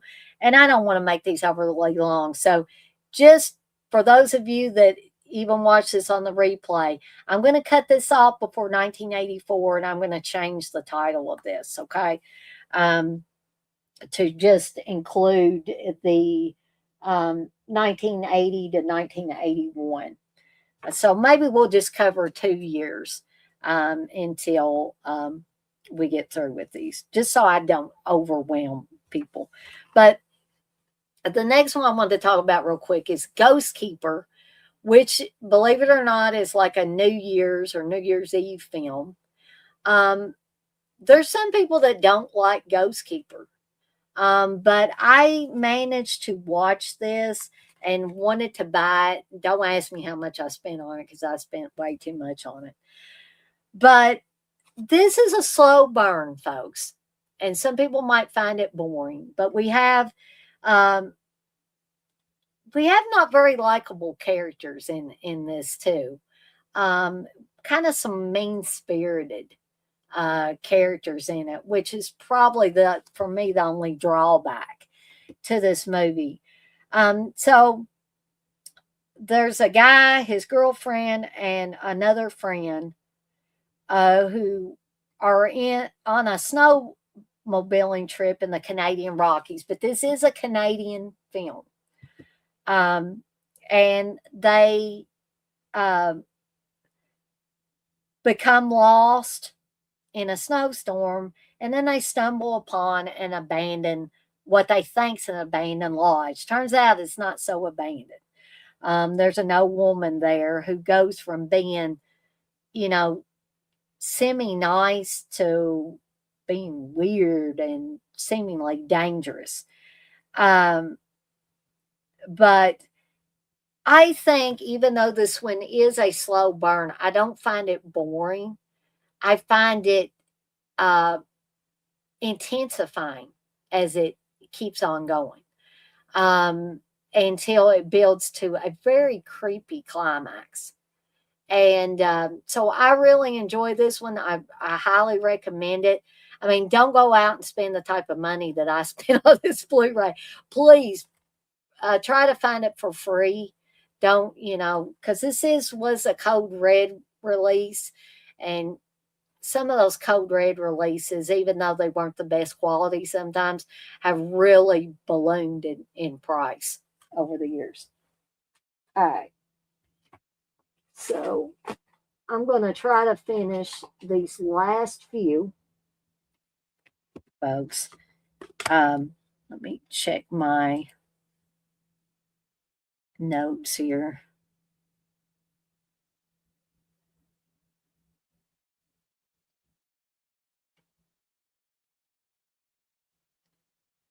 So I'm going to go ahead and talk about one of my other favorites that's not a good film by any stretch of the imagination, and that's Home Sweet Home, directed by Nettie Pena and starring Jake Steinfeld. Not Seinfeld, Steinfeld. You did The Body by Jake. He is the killer in this one. The killer is never really explained in this one, which there are people that love this one but hate Final Exam. And I'm like, okay, you love Home Sweet Home, but you hate Final Exam. I don't get it. But anyway, that's kind of beside the point. But Home Sweet Home is a Thanksgiving horror movie. And if you don't believe me, check this movie out. There is a restored copy, or there was a restored copy of this on YouTube, and it looks the best I'd ever seen this movie look. So kudos to whoever did that. So much so that I'm got a copy of it. So the Bradleys are having Thanksgiving, and um, good old body by Jake Steinfeld um, injects PCP into his tongue after he escapes from the mental hospital and just happens upon the Bradley's house and starts killing people. Again, it's another so bad it's good movie. And we have a mime character that goes around playing a guitar and has an amp on his back, who is affectionately referred to as the Mistake. And nobody likes the Mistake except for a little girl, Angel, in the film. So fun, so bad it's good movie. And that's really all I can say about it. All right. So, um, I also want to talk about another Valentine's slasher, which is X Ray, aka Hospital Massacre, with Barbie Benton in it. And if you don't know who Barbie Benton is, she was a Playboy uh, playmate at one time. Okay. So if you watch this movie and you see her naked, you will see why she was a Playboy playmate back in the day. All right. So we have her character of Susan. When she was a little girl, um, there was this sadistic boy named Harold who had a crush on her, and he gave her a Valentine, and she laughed about it, and her boyfriend or whoever it is laughed about it as well. I think one of my dogs is in there, but um, so she crumbles up the Valentine. It makes Harold mad, and he kills the little boy. And one of those rare scenes where you see, you don't actually see the kid get killed, but you see him hanging from a hall tree in a later scene. And a hall tree is where you would hang your hats and jackets and stuff like that. That's what we always called it back home. Um, so fast forward to many years later, when Susan is an adult and she had to have a physical because she was getting a promotion for her job. And so she had to get a physical for her new insurance. And so her ex-husband tries to dump their kid off on her, and she's like, can't you take her now? Because I've got to go do this. So she goes off with her new boyfriend to the hospital to get her test results.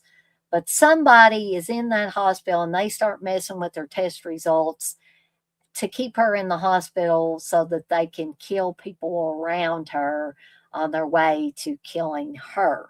So I don't want to give away who the killer is, but they dress like a doctor in this hospital.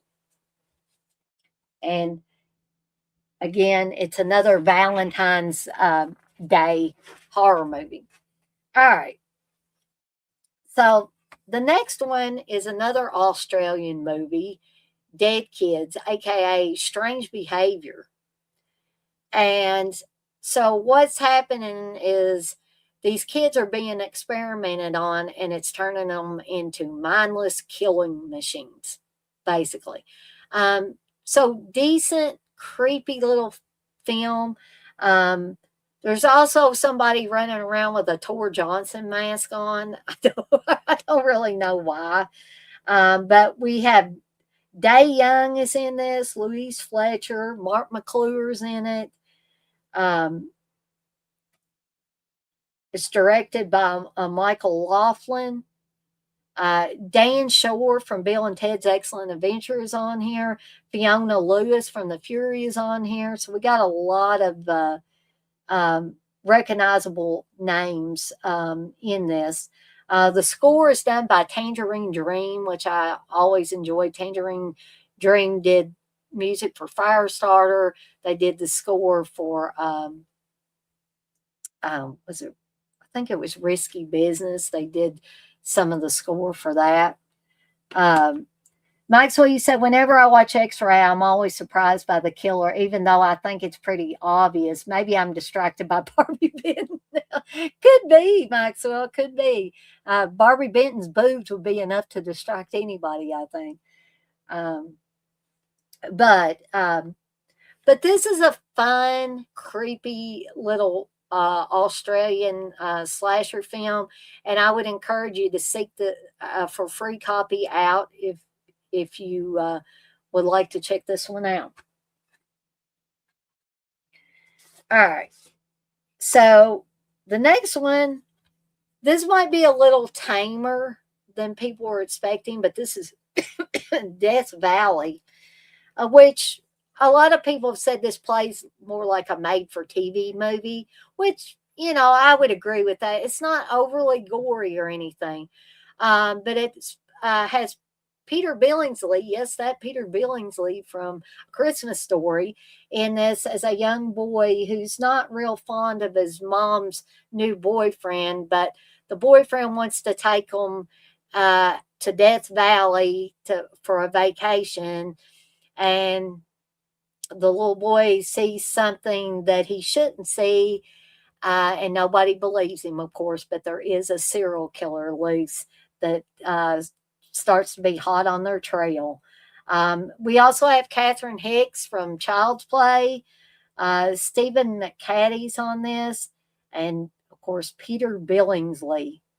But great little film, not overly bloody. So if you're not really into the blood and gore and it all splashing on the screen and all that stuff, then Death Valley might be the right film for you if you're wanting a slasher film that's a little tamer. All right. So the next one, I believe this one actually was made for TV. Dark Night of the Scarecrow. But folks, even though this one is not overly gory, and please don't watch the sequel that was made many moons ago, or many moons later, I should say. It was awful. But this is great. So we have Bubba, played by Larry Drake, who is a mentally handicapped young man who likes to play with the little girl in town, play games with her because he's childlike himself, right? Well, the men in town don't much like Bubba or his mother. And so they blame a dog attack on the little girl on Bubba, even though the little girl says Bubba didn't do it. Just like Bubba says when he brings the girl all bloody to her house, he said, Bubba didn't do it. Everybody thinks Bubba did it, or all these men in town. And they set out to get revenge. And it seems that Bubba is killed, but somebody's coming back and killing the people that supposedly killed Bubba, dressed as a scarecrow. And a scarecrow was where Bubba hid. He hid in the cornfield as a scarecrow because that's what Mama told him to do. Go out in the cornfield and hide in the cornfield so these men won't find you, but they still found him. But very creepy little film that you're never really sure what might be going on in the film at any given time. Did Bubba come back? Is he getting revenge? Is someone else getting revenge? Is the scarecrow come to life and getting revenge? So, good little movie, not overly bloody. Like I said, I believe this one was actually made for TV, and Larry Drake's fantastic in it. You say Larry Drake, very large, very kind man. Yes, God rest his soul. All right, so the next one is a Fulci film, folks. And that's House by the Cemetery. And some people might say, well, this isn't a slasher movie. Well, yeah, it is. You have a monstrous creature that is killing people with knives and stuff. So therefore, I call it a slasher. This has got enough gore to fill buckets, folks. I ain't lying. It's a Fulci film. So we have a family with The mother is played by Catriona McCall. Paolo Malco plays the father. Ania Peroni from Tenebrae is in this. Paolo Malco was from the New York Ripper. Catriona McCall was in Beyond, City of the Living Dead. And Carlo Mayo, also from City of the Living Dead, is in this as well. And Steve's woman, Dagmar Lassender. He really liked the very young Dagmar Lassender, who was in Hatchet for a Honeymoon and others. This is described as an outrageous Italian shocker, and it definitely is. But it's fun, it's bloody, it's gory, and I think you're going to have a good time with it. So we have this family that moves into out of the city and into a more picturesque, I guess, Norman Rockwell type of place. And bad things start to happen in the house where they are. And there's a little ghost girl, May, who keeps showing up to the son of this couple, Bob. And Bob, don't go inside. But, of course, they do go inside and bad things happen. So that's House by the Cemetery. The next one is an early Wes Craven film before he did A Nightmare on Elm Street, but after he did Hills Have Eyes, folks. And that's Deadly Blessing. And Michael Berryman's on this, folks. And Sharon Stone, a very young Sharon Stone in this, before she was, showing her hoo-ha on Basic Instinct. She was in Deadly Blessing. So we also have Marion Jensen from Battlestar Galactica, who plays this woman who marries a guy that gets thrown out of this group, these Hittites, led by Isaiah, played by Ernest Borgnine.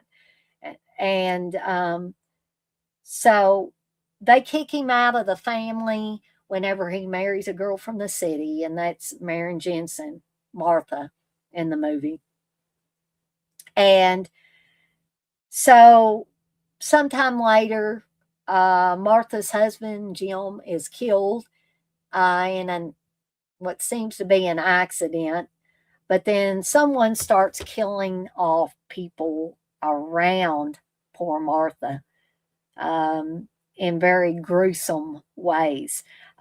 This has a really wild ending to it, and I don't want to give it away for those of you that haven't seen Deadly Blessing, but I think this is a kick-ass film from Wes Craven. I think once again, pacing's good in this one. The kills are good in it. Very creepy, eerie atmosphere as well. So for me, it hits all the bases. All right. So we don't have many more, folks.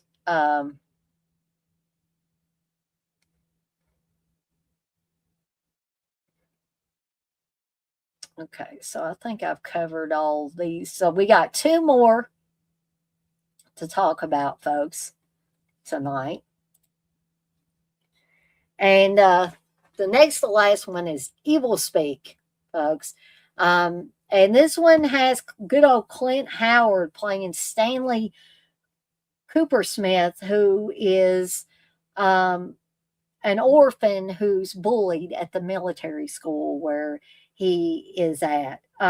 We also have R.G. Armstrong, Joseph Cortez, Charles Tyner from Cool Hand Luke, Don Stark, a very young Don Stark that played Mr. Pinziotti on that 70s show. Lenny Montana from The Godfather, Richard Mole from House, and Haywood Nelson from What's Happening.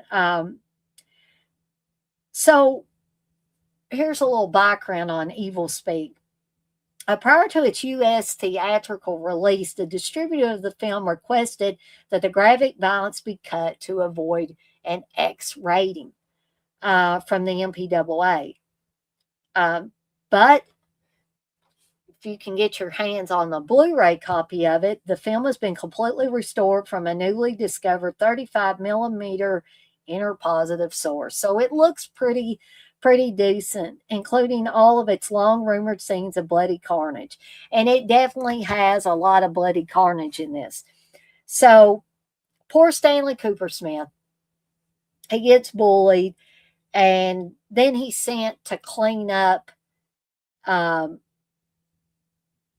this area where nobody goes around very much at this military academy. And he comes upon these diaries of a Satanist, which you see at the beginning. You see this Satanist. And slowly, poor Stanley Cooper Smith gets possessed by this entity and starts getting possessed and then killing the bullies off.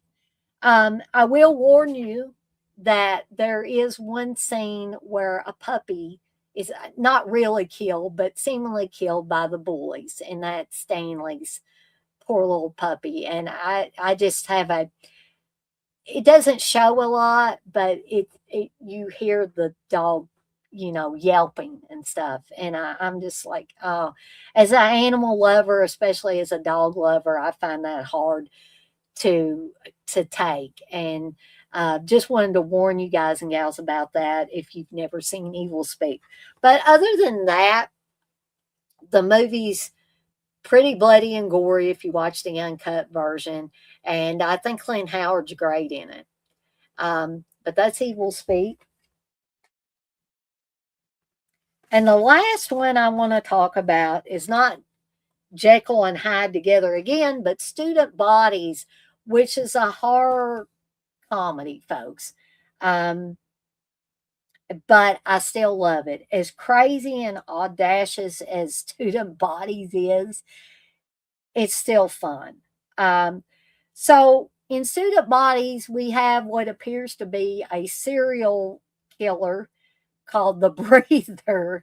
And if you've never seen Student Bodies, you got to see this to understand really what I'm talking about when I say how humorous this is.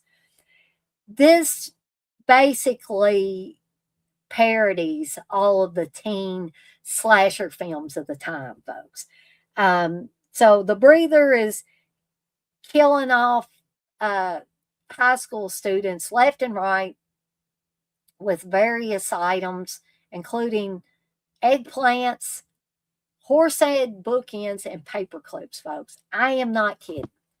The movie's not extremely bloody, but oh my gosh, is it fun. It is so much fun. And the first time I saw it, I was like, what in the world am I watching? And then I grew to love this film. And it's not one that I watch all the time, you know. But I definitely had my moments where I'm like, hey, I'm going to pull out Student Bodies again. And so if you've not seen Student Bodies and you want a side of humor with your horror, this is the one to watch. An early one, but still one to watch. And see if you can find a for free version or find somebody that you can borrow this from and watch Student Bodies. So that is it for tonight, folks. For me, I will be back next time with part 2. Where I'll be covering another couple of years. I know this said the 1984, but I've already been on here almost 2.5 hours. So I think it would behoove me to divide these up a little bit more. So this one was 1980 to 1981. And when I return, I will be covering 82 and 83, folks.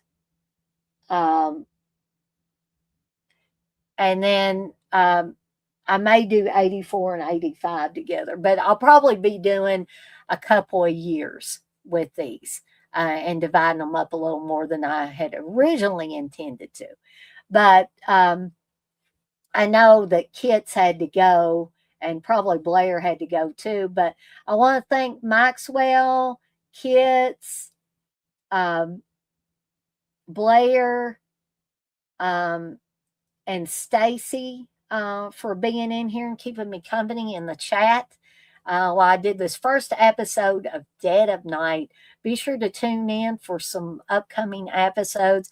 I'm not sure if this is going to have a certain day of the week where I'm going to be doing these, or if I'm just going to do them here and there whenever I feel the urge to do that.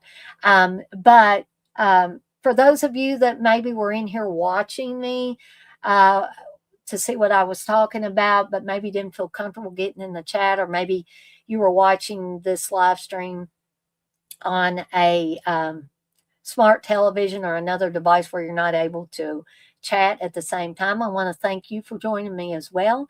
And for those of you that will have to watch this on the replay and complete in a complete version, or you were in here for a little while like Kits and will watch the rest of it on the replay, I thank you guys and gals as well.